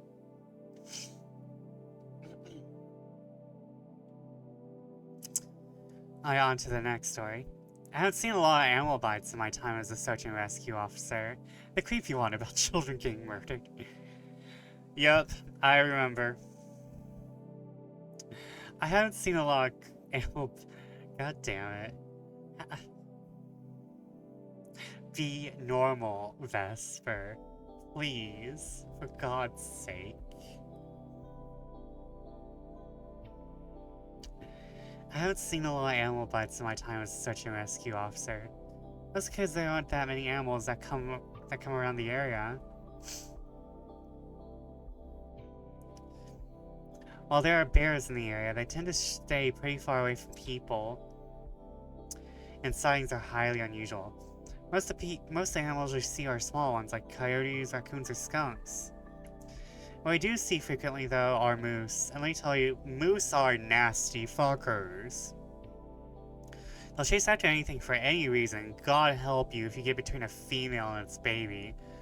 One of the more amusing calls was of a guy who got chased down by an absolutely massive male moose. It was stuck up a tree. Took us almost an hour to get him down. When he was finally on solid ground again, he looks at me and says, "God damn, them fuckers is big up close." I guess that's not really a scary story, but we still laugh about that one. God damn, them fuckers is big up close.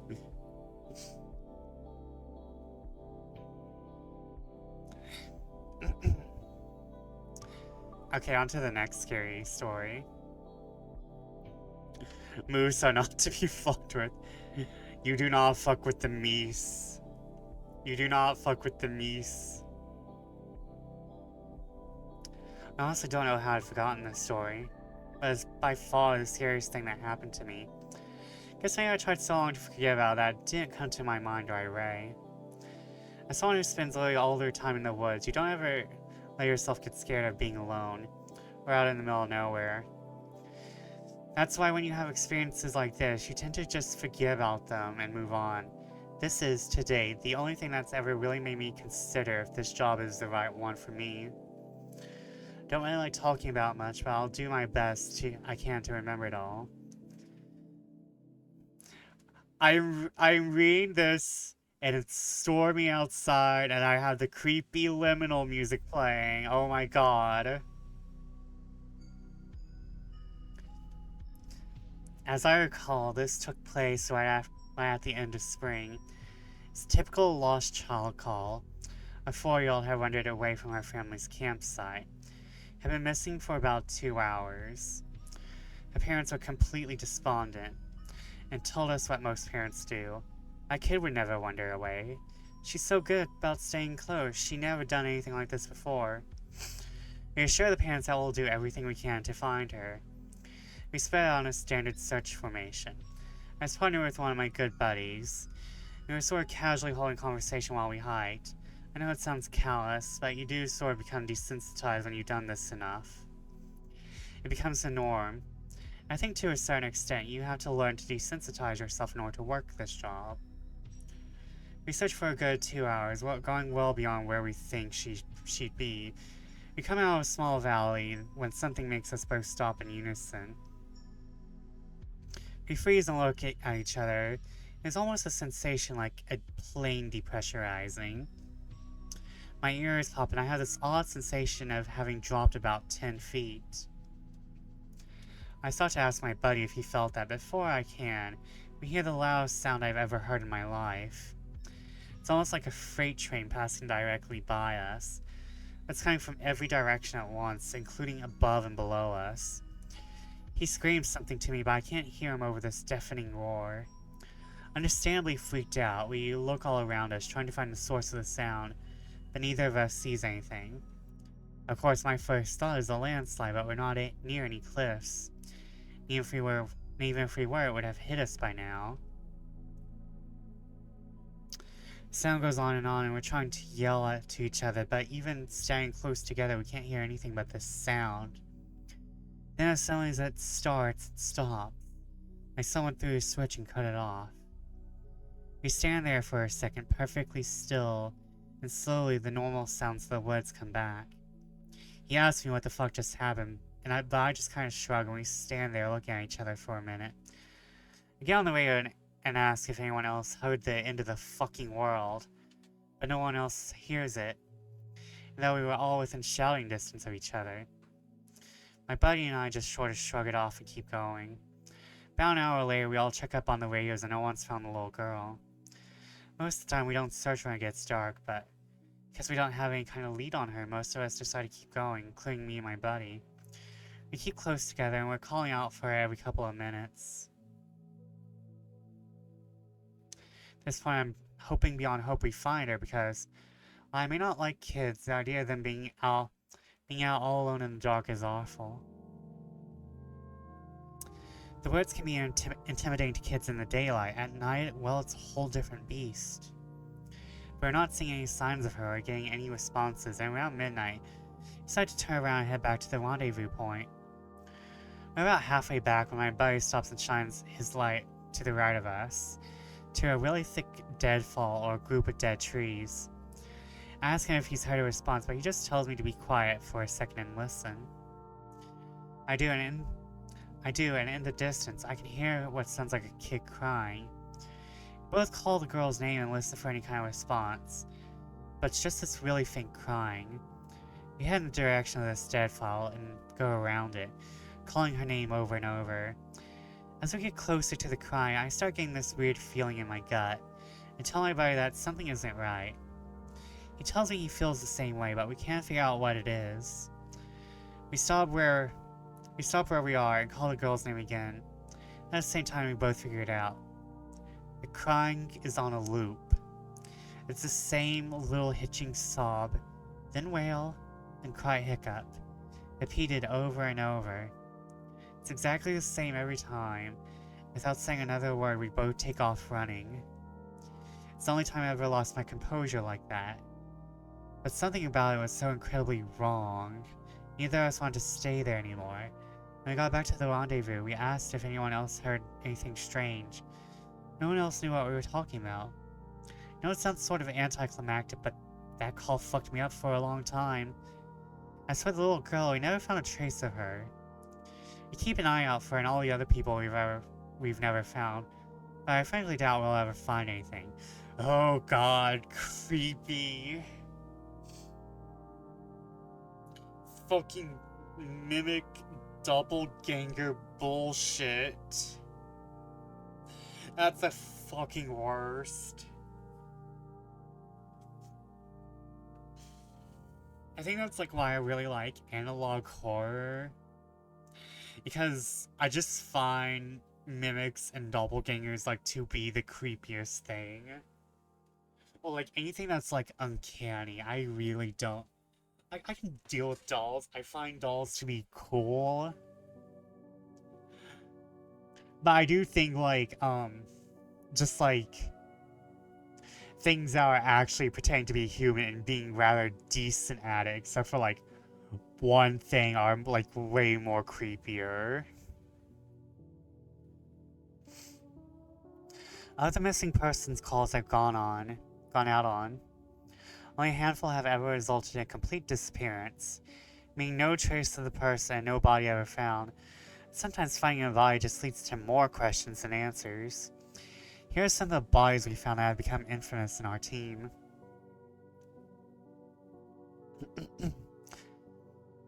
A teenage boy whose remains were recovered almost a year after he vanished. We found the top of his skull, 2 finger bones, his camera almost 40 miles from where he was last seen.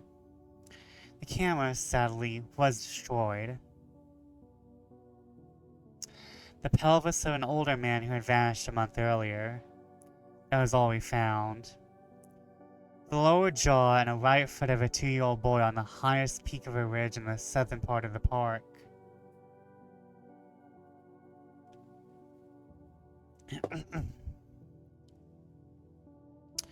The body of a 10-year-old girl with Down syndrome almost 20 miles from where she vanished. She had died of exposure 3 weeks after going missing, and all her clothes were intact except for her shoes and jacket. There were berries and cooked meat in her stomach when they did the autopsy. The coroner said it appeared someone had been taking care of her. There were no suspects ever identified. The frozen body of a 1-year-old baby found a week after vanishing in the hollow trunk of a tree 10 miles from the area he had been seen last. There was fresh milk in his stomach, but his tongue was gone. A single vertebra on the right kneecap of a 3-year-old girl found in the snow almost 20 miles from the campground her family had been at the previous summer. Now onto the couple of stories my friends told me. I mentioned that you were all interested in the stairs. You are luck, he's had a closer encounter with them. Though he doesn't have any explanation for them, he does have a bit more experience than I do. Okay, now after this we have 2 more stories.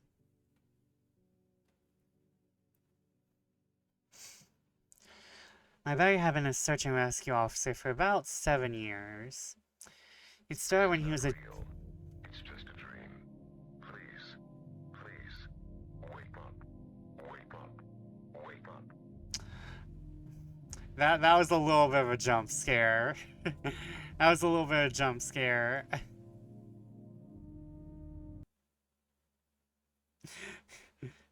Oh, time to wake up.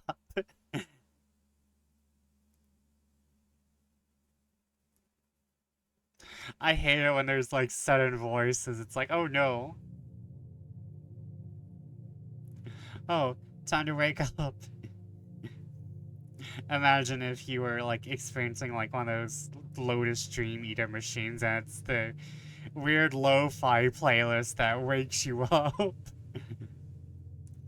Hello, yes, thank you, weird lo-fi man, for waking me up from my Lotus dream eating machine.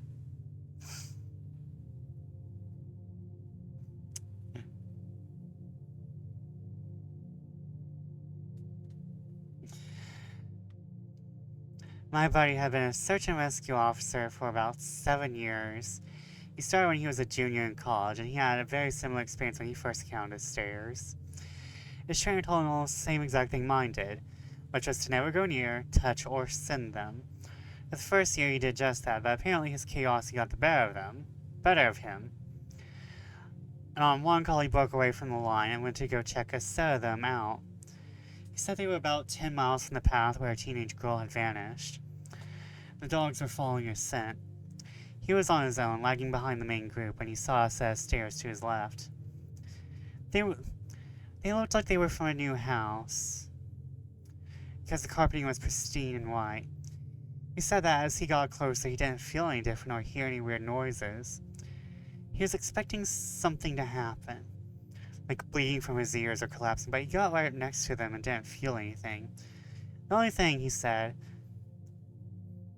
that was odd is that there was no the only thing he said that was odd was there was absolutely no debris on the steps, no dirt, leaves, dust, anything. There didn't appear to be any signs of animal or insect activity in the immediate area, which he found strange. It was less like things were avoiding them, more like they happened to be in a relatively barren part of the forest. He touched the stairs and didn't feel anything except that sort of sticky feeling you get from new carpet. Making sure his radio was on, he slowly climbed the stairs. He said it's terrifying, because the way they've been stigmatized, he wasn't really sure what was going to happen to him. He joked that half of him expected to be teleported to some other dimension, and the other half was watching for a UFO to come swooping down. When he got to the top with little event, he stood there looking around. But, he said, the longer he stood on the top step, the more he felt like he was doing something very, very wrong. It's kind of as the feeling you get he described it as the feeling you get if you were in part of a government building you have no business being in, as if someone was going to come in and arrest you, or shoot you in the back of the head at any second. He tried to brush it off, but the feeling got stronger and stronger. That's when he realized he couldn't hear anything anymore. The sounds of the forest were gone, and he couldn't hear his own breathing. It's like some kind of weird, awful tinnitus, but more oppressive. He climbed back down and rejoined the search and didn't mention what he'd done.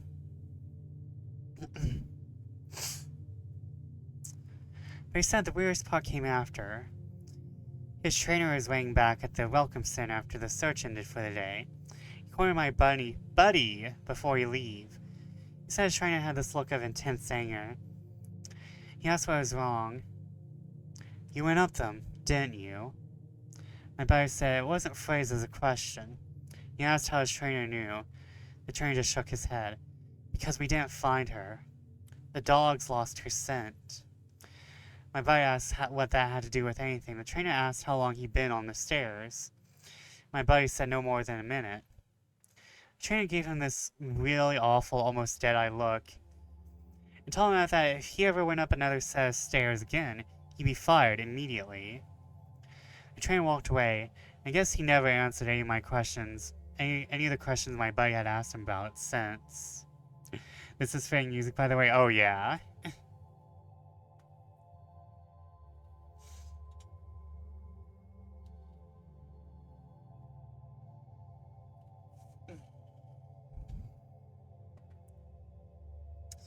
My buddy had been involved in a lot of missing persons cases where there's never been a trace of them found. I mentioned David Politis, and my buddy said he can confirm that those stories are, for the most part, accurate. He said that most of the time, if the person isn't found right away, they're either never found or found weeks, months, or years later in places they couldn't have possibly gotten to. One story told me that really stood out involved a 5-year-old boy with a severe mental disability. The little boy vanished from a picnic area in the late fall. In addition to the mental disability, he was also physically handicapped. His parents explained over and over that he simply could not have vanished. It was impossible. Someone had to have taken him. My buddy said they searched for this kid for weeks, going miles out of accepted range. But it was like he'd never been there.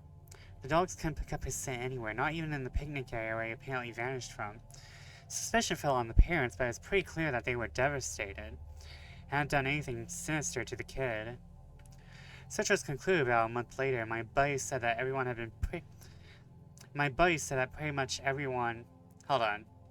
And my buddy said everyone had pretty much forgotten it by later in the winter. He was out on a train up in the snow on one of the higher peaks when he came across something in the snow. He said he saw it from far away at first, and when he got closer, he realized it was a shirt, frozen and sticking partway out of the powder. He recognized it as belonging to the kid because it had a distinctive pattern.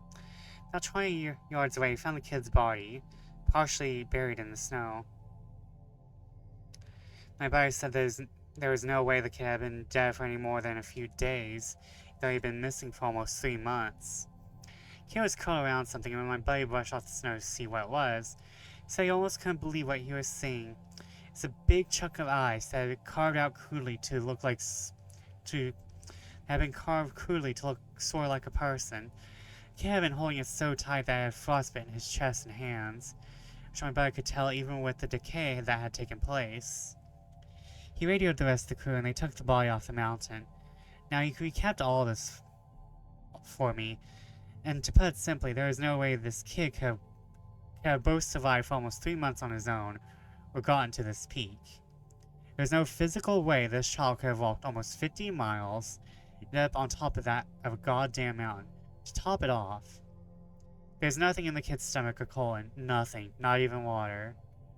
It's like my buddy said, the kid had been taken off the face of the earth, put in suspended animation, and dropped on this mountain months later only to die of exposure. He's never really gotten over that one.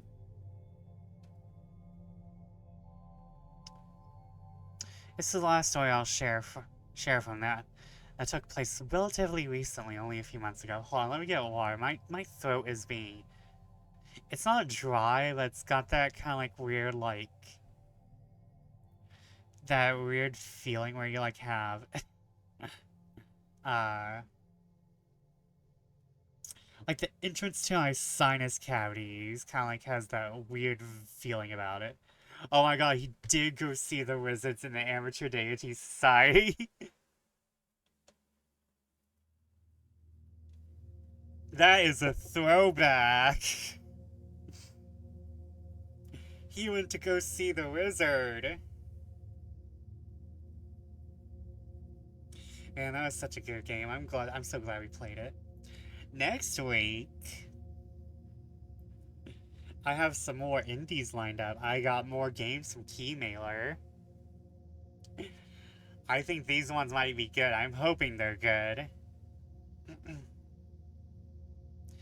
One of them's an RPG. Actually, two of them are RPGs. There's one I also got, but I can't play that until it debuts in August.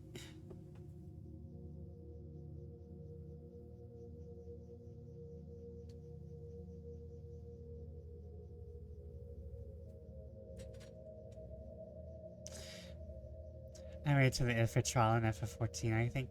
Ooh, nice. Congrats.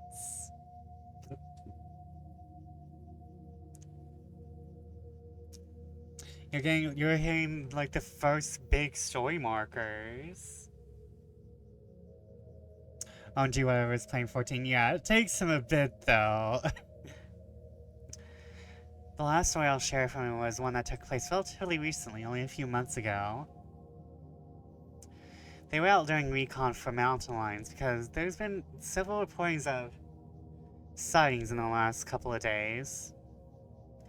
One of our jobs is to scout these areas where these animals are seen to ensure that if they are in the area, we can warn people and close off those trails. He was out on his own in a very heavily forested part of the park toward dusk when he heard what sounded like a woman screaming in the distance. Now, as most of you know, when a mountain lion screams, it sounds almost exactly like a woman being brutally murdered. It's unsettling, but it's far from abnormal. My buddy radioed back to let Ops know that he had one, and he was going to keep going to see if he could figure out where its territory started.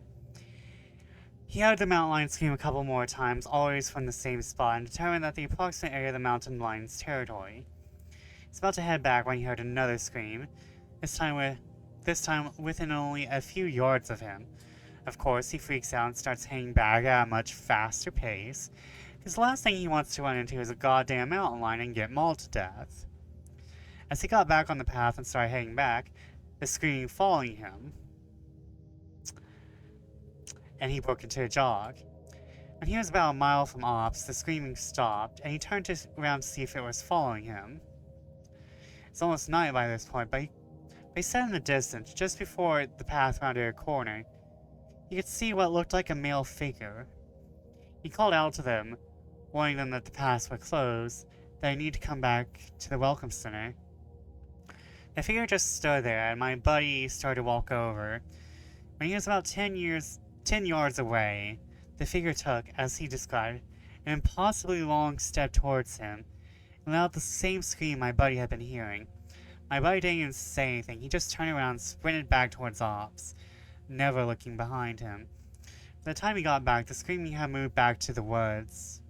He didn't mention it to anyone else, just that there was a mountain lion in the area and that they would need to close off those paths until the animal could be located and moved. I'm going to end this entry here, since it's turned to a huge wall of text. I'm going to be heading out on a yearly training op tomorrow morning, so I'll be gone until next week. I'll be meeting with a lot of former trainers and buddies who work in the other areas of the park. I'll be asking around about any stories they'd like to share. I'm so glad you guys are interested in my stories, and once I'm back from the op, I'll continue to share them. ERB, feeding pets, but listening. Yeah, we're about to hit next ad break, I think. Yeah, 2 minutes. Oh my god. Nature is so weird for having fucking animals that scream like women.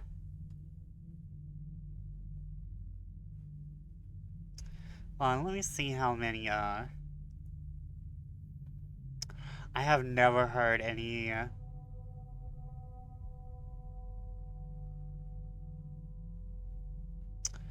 Okay, we have part 4.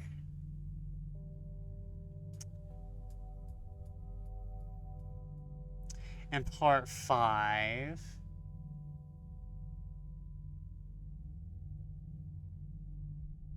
Oh, and then we have part 6. Okay.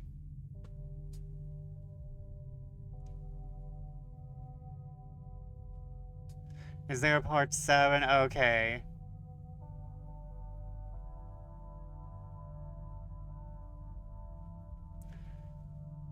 I'm digging this music. Okay, I think what we're going to do is get as far as we can, but apparently there's 8 whole parts. No, wait, there's just 7. There's just 7. So what I think we'll do is part 6. Yeah, we're on part... Yeah, we're on part 5. So what I may do is we'll read part 5 and then I'll toss y'all over to B, I think. Unless B is already on.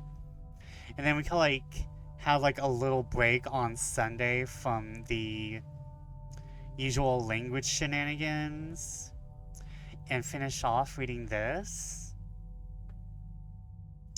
But I'm going to top off my water, so I'm going to leave y'all on the BRB screen.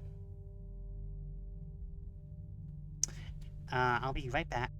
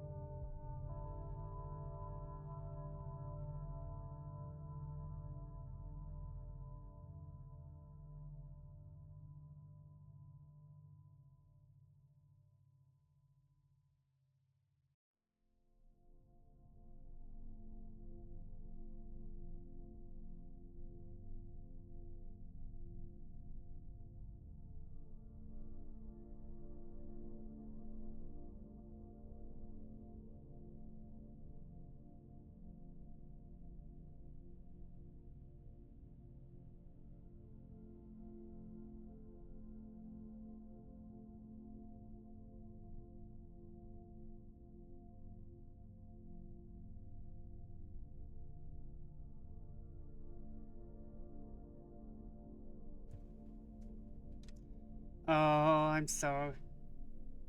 Not to be like, I'm so happy to be ending early. But, oh my god. I only slept for 2 hours.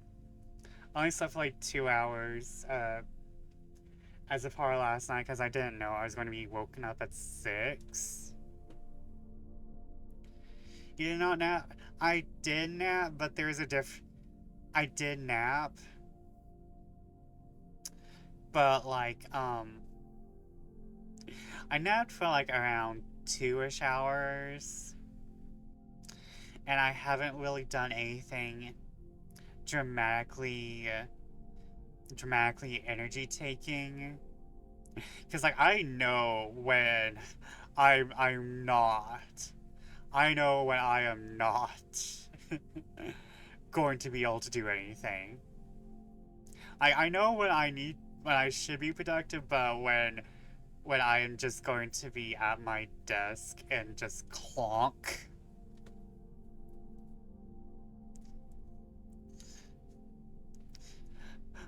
Like, girly pop, I need to be on my back, but for a different reason today. I need to be on my back, but for entirely wholesome energy saving purposes. I need a life's good switch. I need a GE switch for when I only get 2 hours of sleep.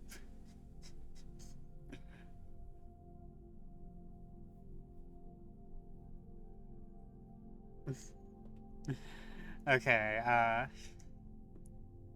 need to turn on like my GE electronics energy saving mode. Let me just look at something for a hot second. Mute tab. Twitch. Take me home. Is he already? Hold on. Oh no, wait, that's... Hold on.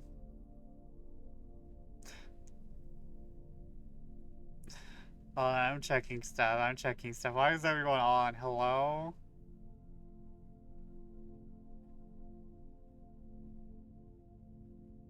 Okay, he's just at,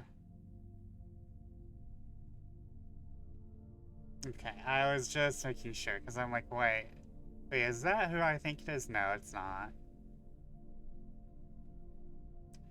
Okay. We will go... and finish reading. This one's long, but I think we can finish it before B starts. We can finish it before B starts, and I think we'll send you guys over to B for the game show and for Rainbow Road.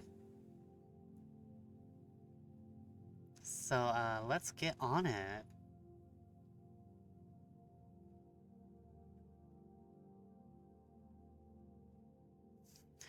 Hey guys, I'm back from my training op, and I have a lot of really interesting stories to share with you.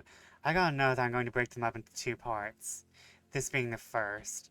I'd put them all into one entry, but I haven't had the chance to write them all down yet.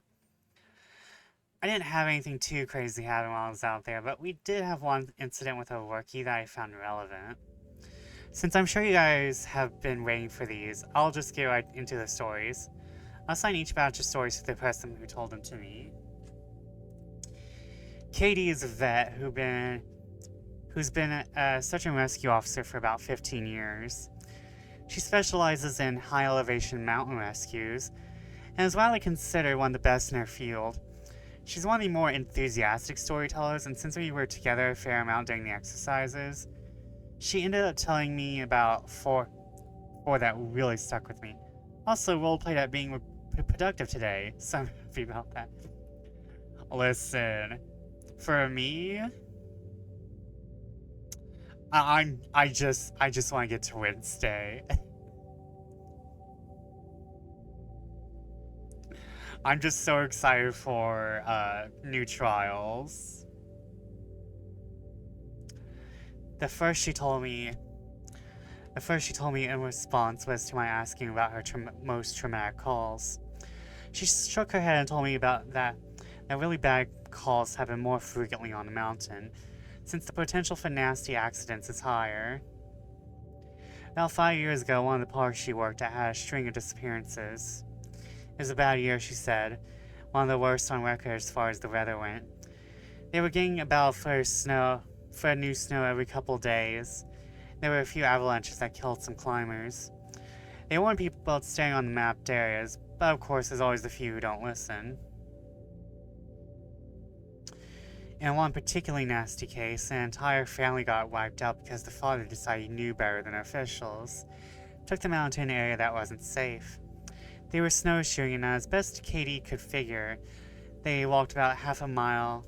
They walked onto a shelf of snow that looked solid, but actually wasn't. It gave way, and this family went ass over tea-kettle almost 300 feet down a slope. They landed on the rocks on the bottom, and the parents died instantly. One of the kids did as well, but the other two survived.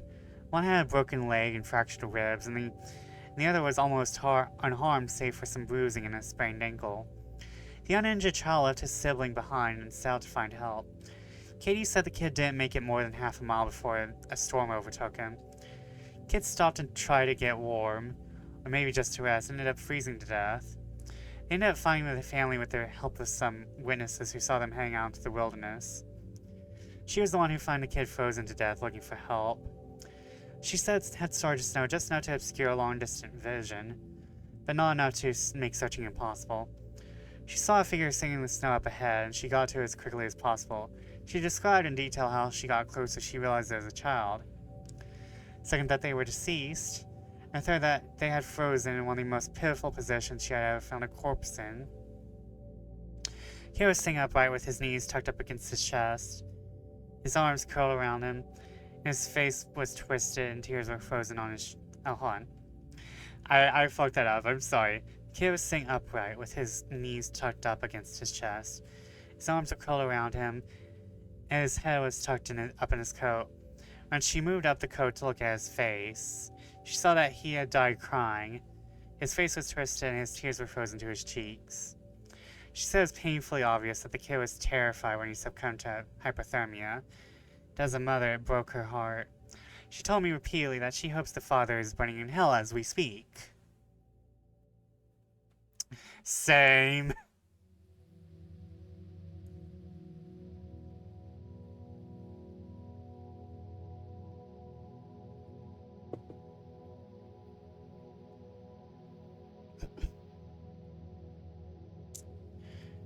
The other traumatic story she told me that stood out in my mind was one that happened when she was a rookie. Her team got a report of an experienced climber who hadn't come home the previous day. His wife was convinced that something bad had happened, as he never failed to come home on time. They went out looking for him and had to climb what sounded like some very technically challenging parts of the mountain. They got to a relatively flat area, and Katie started seeing blood in the snow. She followed the trail, and as she went, she started seeing bits of tissue. She wasn't exactly sure what body part had come from, but the farther she followed it, the more there was. She follows this blood and tissue trail to a sheltered area under a cliff face. She finds the climber. She said there was so much blood, more than she had ever seen before. He was lying face down, one arm stretched out in front of him, as if he had died crawling. She looks closer and sees that he's been partially disemboweled, which is where the tissue she's seen had come from. The guy had an ice pick tucked into a hip holster that's covered in blood. Of course, they'll never be exactly sure what happened, but she said as best as she can figure, this is what went down. The guy had been attempting to climb up into the next area. He'd been using his ice axe to ascend. Probably hit a loose patch and had fallen. On the way down, or possibly when he landed, he got impaled by the axe and had disemboweled him. He dragged himself along, tearing pieces of himself out as he went. Had died under the cliff face. She isn't terribly bothered by gore. I guess a few of the guys who came up to help her remove the body threw up when they turned him over, and a good portion of his intestines spilled out. I can't imagine how it must feel to to have most of your family die on vacation and you survive. Yeah. Not to mention if you don't have any, like, close family, you're being immediately shoved into the foster system. That kid experienced it. I know it's a fictional kid, but still, I know the kid is fictional. The fiction is supposed to evoke emotions.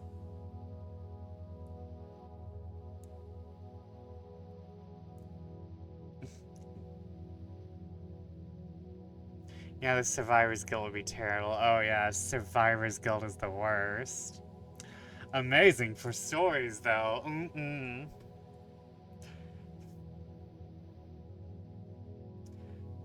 You're going to survive, but you're going to feel absolutely terrible about yourself. That's what we call character development.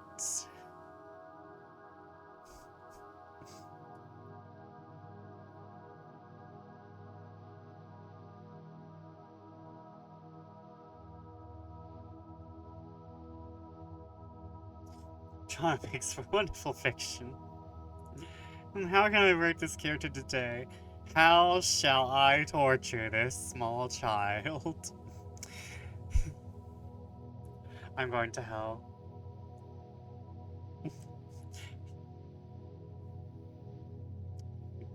I wake up and my FBI agent goes, "Oh no, another horrible day is in my future."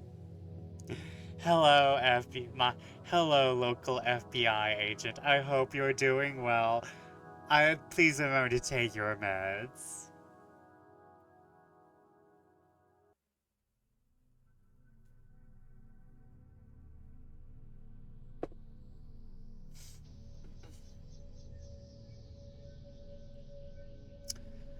I mentioned to her that I was interested in hearing about any experiences she had with people completely disappearing. Her eyes lit up and she leans in close to me. Wanna hear a real doozy? She tells me about how, when she first started, there was a case that got a lot of attention in the media. A family had been out berry picking in an area of the forest close to the entrance to the park. They had two little boys, both under the age of 5. At some point during the day, one of them vanishes. There's an absolutely massive search, and they find absolutely nothing. It's another one of those cases where it's like the kid was never there in the first place. The dogs just sit down, don't pick up on anything. No trace of the kid is found. The search goes on for about 2 months. It was eventually called off. Fast forward to 6 months later, the family comes back to place flowers at a memorial that's been set up for the kid. They bring their other son. While they're placing the flowers, they lose sight of the kid for about 3 seconds. And in that span of time, he vanishes into thin air. Now, obviously, the parents are beyond devastated. It's awful enough to lose one child, but to lose 2 is beyond imagining. The search is huge, one of the largest in state history. There are about 300 volunteers coming every inch of this park, looking for the kid. But again, there's no trace of him. The search goes on for about a week, with people looking miles from the part of the park he's vanished from. And then, almost 2 weeks later, a volunteer almost 15 miles from the designated search area radios that he's found the kid. They assume the kid was dead, but the volunteer says he's not only alive, he's in good shape. Katie and her team go out to cover the kid, and when they get there, she can't believe that this is a kid that's been missing. His clothes are clean, there's no dirt on him anywhere. He doesn't appear to be traumatized. The volunteers say he found the kid sitting on a log, playing with a little twig bundle that's bound together with some old rope. Katie asks him where he's been, who he was with for those 2 weeks. The kid tells her that he's been with the Fuzzy Man. Now, Katie firmly believes in Bigfoot, so she gets all excited and asks what he means by fuzzy. Was he hairy? The kid says no, he wasn't hairy. He was a fuzzy man. It describes a man that's blurry, like when you close your eyes, but not all the way closed. He says the man came out of the trees and took the kid with him, deep into the woods. The kid said that he slept in a hollow tree, and the fuzzy man gave him berries to eat. Katie asked if the man was mean, if he scared the kid, and the kid says, no, he wasn't scary. But I didn't like how he didn't have eyes. Katie says they get the kid back up to headquarters, and a cop takes him into town to talk to him more about what happened. She's friends with the cop that talked to him, and she said that the kid described being kept in this tree by the fuzzy man, given berries whenever he was hungry. It's allowed to wonder a very specific clearing, but when he tried to go further, the fuzzy man would get mad and yell real loud even though he didn't have a mouth. When the kid got scared at night, the fuzzy man made it go brighter, gave him the twig bundle. He said the fuzzy man was going to keep him, but he had to let him go because the kid wasn't the right kind. Yeah, they can't elaborate or won't elaborate more on that. The cops are just sort of left scratching their heads. The search for his brother is renewed with no results. The kid has no idea where his brother might be, and they never find him. Man, bear, pig. Ugly monkey baby. Man, bear, pig. Ugly monkey baby.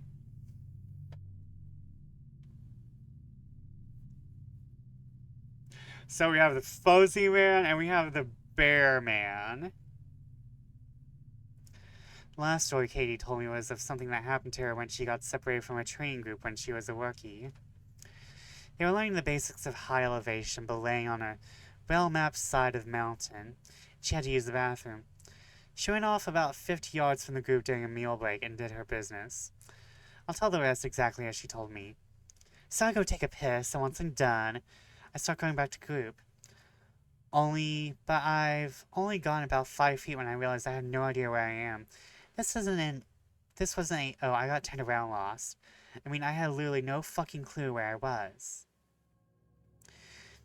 If you ask me, I don't even think If you ask me, I don't think I'd even have been able to tell you what state we were in. It's sort of how I imagine people with amnesia feel, you know? You're completely lost and you have no idea what to do. So I stood there for a while trying to figure out where the fuck I was and what I was supposed to do. The longer I stand there, the more confused and turned around I got, so I started walking. As I recall, I picked a random direction and went for it. As I'm walking, it's just getting worse and worse to the point where I had no concept of why I'd been on this mountain in the first place. I'm trudging through the snow and I start hearing this voice. It's kind of inside my head, like if a frog could talk, all low and croaky. It's telling me over and over, it's okay, it's okay. You just need to find something to eat. Find something to eat and you'll be okay. Just keep walking and find something to eat. Eat, eat. So I start looking for anything I can eat, and I swear to God I never felt that hungry in my whole life. It was bottomless, and I think I'd eaten just about anything you put in front of me right then. I had no concept of time, so I had no idea how long I'd been out when I hear an actual voice coming towards me. I go towards it and see one of the other search and rescues. He looks fucking terrified. He's running toward me and asking if I'm okay, what the hell I'm doing out here. The scary thing was, as he's running toward me, I kind of see myself reaching into my belt for my hunting knife.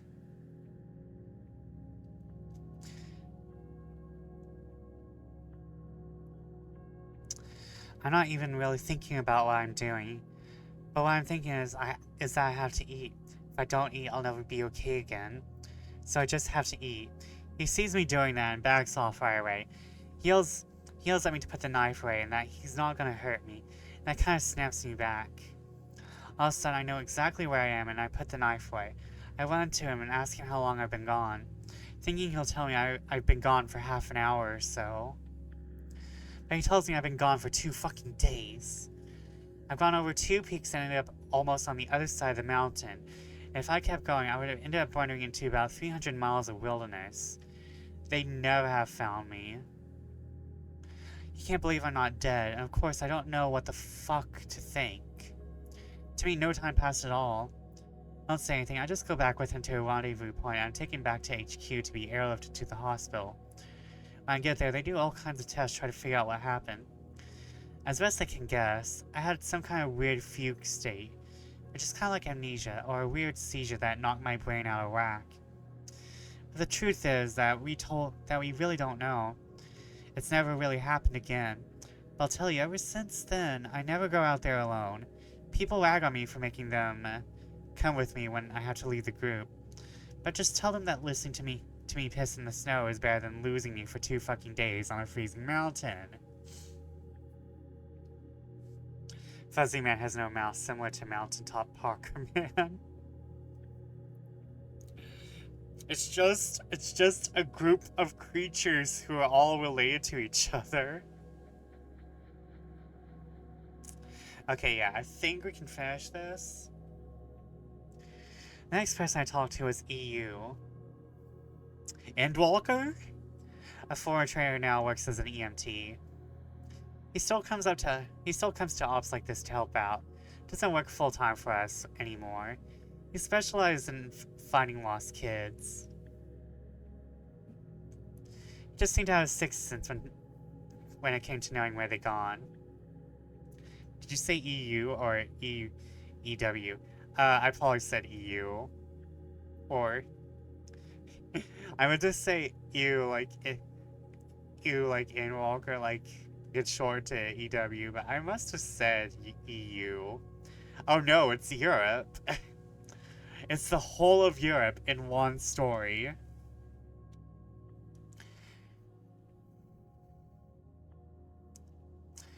He specialized in finding lost kids. He seemed to have a sixth sense when it came to knowing where they'd gone. He's a legend among the more senior vets, but he gets embarrassed if you compliment him on his work. He sat down with me at dinner one evening, and we ended up swapping stories. Most of them were just casual, but when we got to the subject of our rear calls, I mentioned that I had a buddy who'd gone up a set of stairs.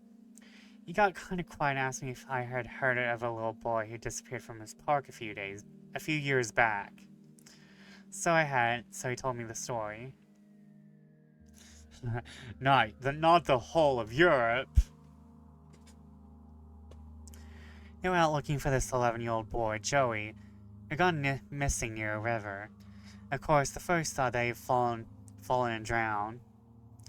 But when they brought the dogs out, they led search and rescue officers away from the river and up into a very densely forested area. When we do searches for people, we search in a grid pattern, and we search every box of the grid incredibly thoroughly. What EW's team noticed right away is that a very strange pattern was emerging. Dogs in alternating boxes were picking up Joey's scent, but losing it when they overlapped with another box. If you think of it like a checkerboard, Joey's scent was being picked up in random black squares but never in red. This, of course, didn't make any sense, because how could the kid bounce from area to area without leaving a scent in each place he passed? EW and his partner pass into a new box of the grid. EW notices a set of stairs about 50 yards away. He tells his partner that they need to go check near it, but his partner flat out refuses. He tells EW that he's made it a point to never go near any stairs he sees, and that while it may be routine, he's not to pretend that it's normal. He tells EW that he'll wait inside while EW checks. EW says he was irritated, but he felt for the guy and didn't push on the subject. I walked over to the stairs. They were small, kind of like stairs into a basement. I don't really feel strongly one way or the other about them. The stairs, I mean. I wasn't scared or anything. I guess I'm like everyone else. I just prefer not to think about them too much. Anyway, I went over and I could see there was something lying on the bottom step. Sore curled up. My heart sinks because, of course, you always hope for the best. And we were confident we'd find this kid alive, because he had only been missing for a few hours. But I knew right away it was him, that he was dead. He was curled up in a little ball on the step, holding his stomach. Looked like he had been in horrible pain when he died. I didn't see any blood except for some on his lips and chin. I radioed that I found him, and we got his body back to command. The poor family, they were devastated. The parents couldn't understand how he'd be dead, as he had only been gone for such a short amount of time. On top of that, we didn't have any obvious cause of death, which made it worse. I figured he'd probably eaten something poisonous since he was holding his stomach when I found him, but I didn't want to guess. It's hard enough to hear that your kid is dead, let alone some stupid search and rescue guy guessing about what happened. They took him away and I went home and tried not to think about it. I hate finding dead kids, man. I love this job, but it's one of the reasons why I left. I got $2 and thought of losing them that way just. He choked up a little here. I'm not great with emotional stuff like that. It's always sort of awkward to see a grown man cry. So I didn't know what to do. He pulled himself together eventually, though, and kept going. We don't always hear back from the coroners about cause of death. It's not really our job to know, I guess. Sometimes if they think it's foul play, they won't tell us because of legal bullshit. But I got a friend who works for the sheriff's department, and he'll usually pass along any interesting info if I ask. In this case, though, I actually got a call from him about a week later. He asks if I remember the kid, and of course I do. He says he's got some seriously weird shit going on. He tells me, EW man, you're gonna think I'm crazy. But the coroner has no idea what happened to this kid. He's never seen anything like it. My friend goes on to tell me that when the coroner opened up the kid up, he couldn't believe what he's seeing. The kid's organs were like Swiss cheese. Horse-sized holes that were punched clean through every single organ the kid had, aside from his heart and lungs. But his colon, his stomach, his kidneys, and even one of his testicles were full of these clean holes. My friend said the coroner described it as if someone had taken a hole punch and punched holes out of everything. They were so neat, but the kid didn't have a scratch on him. No entry or exit wounds. The closest anyone there had ever seen like it was a guy who filled himself full of buckshot a year or so back while cleaning his rifle. No one had a clue what could have possibly caused it. My friend asked me if I ever heard anything like it, or if we'd had similar cases in the past. I never even heard of anything like that. I told him I wasn't going to be of any help of it. And I told him I wasn't going to be of any help to him. As far as I know, the coroner determined the cause of death as something like massive internal bleeding. And no one knows what really happened. I've never been able to forget the kid. I have nightmares about it sometimes. I don't let my kids go into the woods alone. And when we go together, I never let them out of my sight. I used to love it out there, but that case and a couple others just sort of ruined it for me. Dinner was over, so we started to clean up and go back to our cabins. Before we went our separate ways, he put his hand on my shoulder and looked at me really close. He tells me there's bad things out there. Things that don't care if we have families or lives. Or that we can think and feel. He tells me to be careful and he walks away. I didn't have a chance to talk with him again, but that story stuck with me. Okay, let me drink.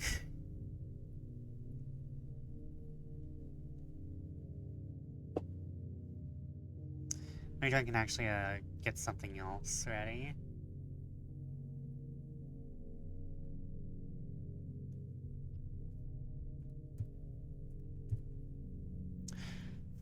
I was trying to type a Twitch command into my fucking search bar. I'm being chased by the whole European continent. Okay, B is live. Okay. They have not started yet. So I think we do have enough time to finish up this last story.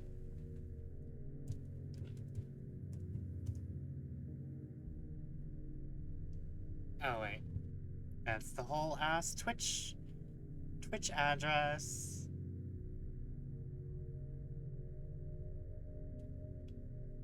There we go. Okay. I'm just going to have that ready for when I finish the story. PB. By pure coincidence, I got to talk to another vet. PB, who's been in the search and rescue field for years. We partnered on grid sweep during a training exercise. We were chatting casually about how we liked the job, and what kind of things we've seen.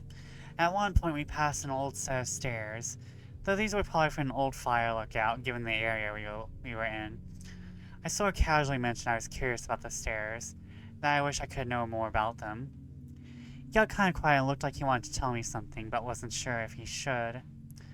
Finally, he told me to turn off my radio. Obviously, this is something we are never ever supposed to do. But I did it, and he did the same. About 7 years ago, he tells me, he was out on a call with a rookie. They were in an area of the park that had a lot of strange reports and events.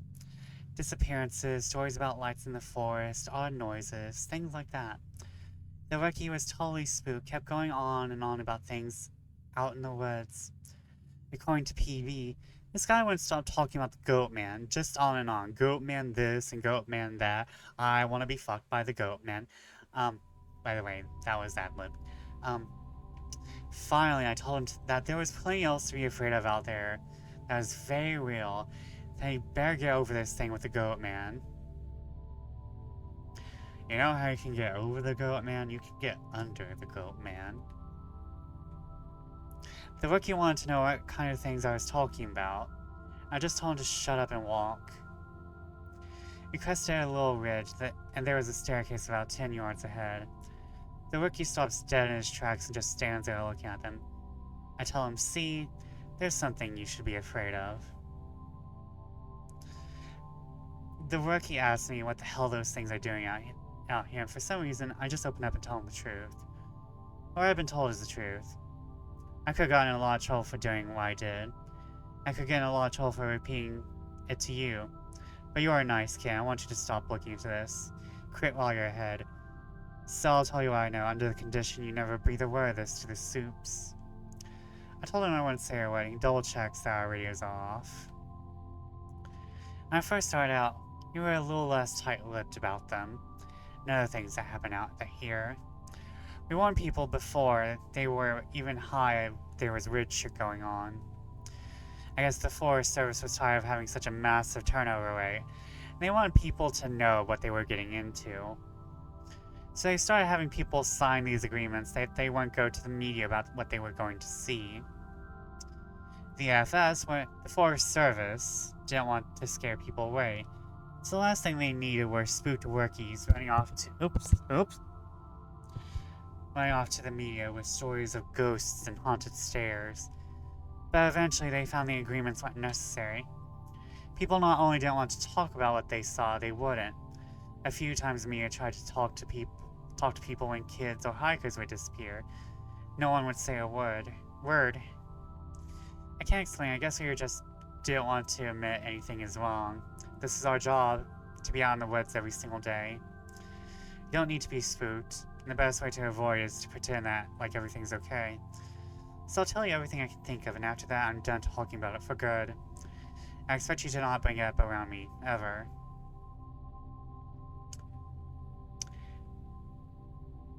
The of and after that. Hold on. The stairs have been out here as long as the parks have existed. You have records going back decades describing them. Sometimes people go up them, nothing happens. Other times, look, I really don't like talking about this, but sometimes really bad shit happens. I saw one guy get his hand sliced clean off when he got to the top step. He reached out to touch a tree branch, and it happened so fast. 1 second his hand was there, and the next it was gone. Completely cleaned wound. We didn't find his hand, and the guy almost died. Another time, a woman touched one of the stairs, and a blood vessel in her brain exploded. Literally exploded. Like a water balloon. She sort of stumbled down and came over to me, and all she got out was, "I think something is wrong with me." She dropped like a sack of flour, dead before she hit the ground. I'll never forget the way the blood leaked into the inside of her eye. Before she died, I watched it turn red. I watched it happen, and there wasn't a single thing I could do to help. We warn people not to go anywhere near them, but there's always at least one idiot who does. Even if nothing happens to them, something bad always happens. Kids go missing as we're on their trail. Someone dies the next day, cut in half in a completely safe part of the park. I don't know why, but something bad always happens. I don't know exactly why they're out there, but it doesn't matter. They're here, and if we're smart, we tell our new officers exactly what they're capable of. We were both quiet for a little while. I was afraid to talk because I wasn't sure if he was done. Looked like he wanted to say something else. Finally, he spoke again. Have you ever noticed how you can't find the same ones twice? I nodded, expecting him to continue, but he stayed quiet, walking alongside me. And eventually he started a story about the biggest deer he had ever seen in the park. Didn't bring up the subject again.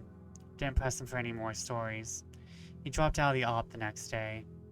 Apparently he left before the sun came up. He said he was sick. None of us had heard from him since he left. I'm going to stop here for the time being. I'll try and post the next part in the coming days, but with it being the end of summer, things have gotten pretty busy here. Thanks for the continued interest, guys. You really awakened the curiosity in me that I didn't know I had. Oh man. Oh man, that dude just leaving? Not great. Not great. Not a great look. But, we'll finish this up on Sunday, I think. Because we have, this is part 4, and we have part 5, part 6, and part 7. Oh wait, and part 8. Okay, we also have part 8.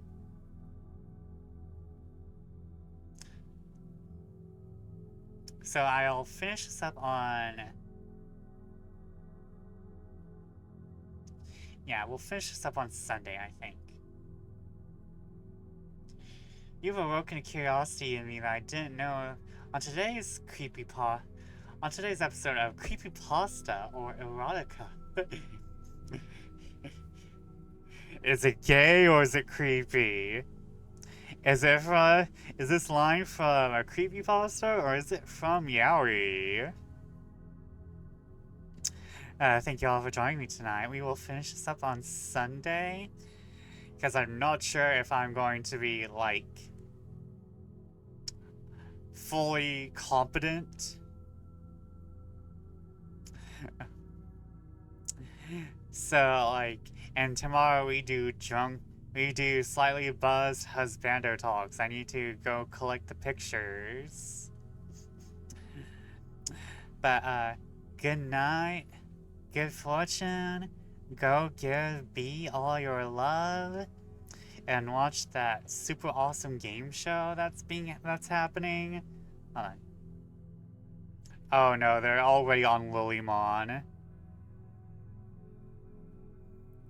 They're already on Lilymon. Oh no. But good night, good fortune. See you when I see you. Bye.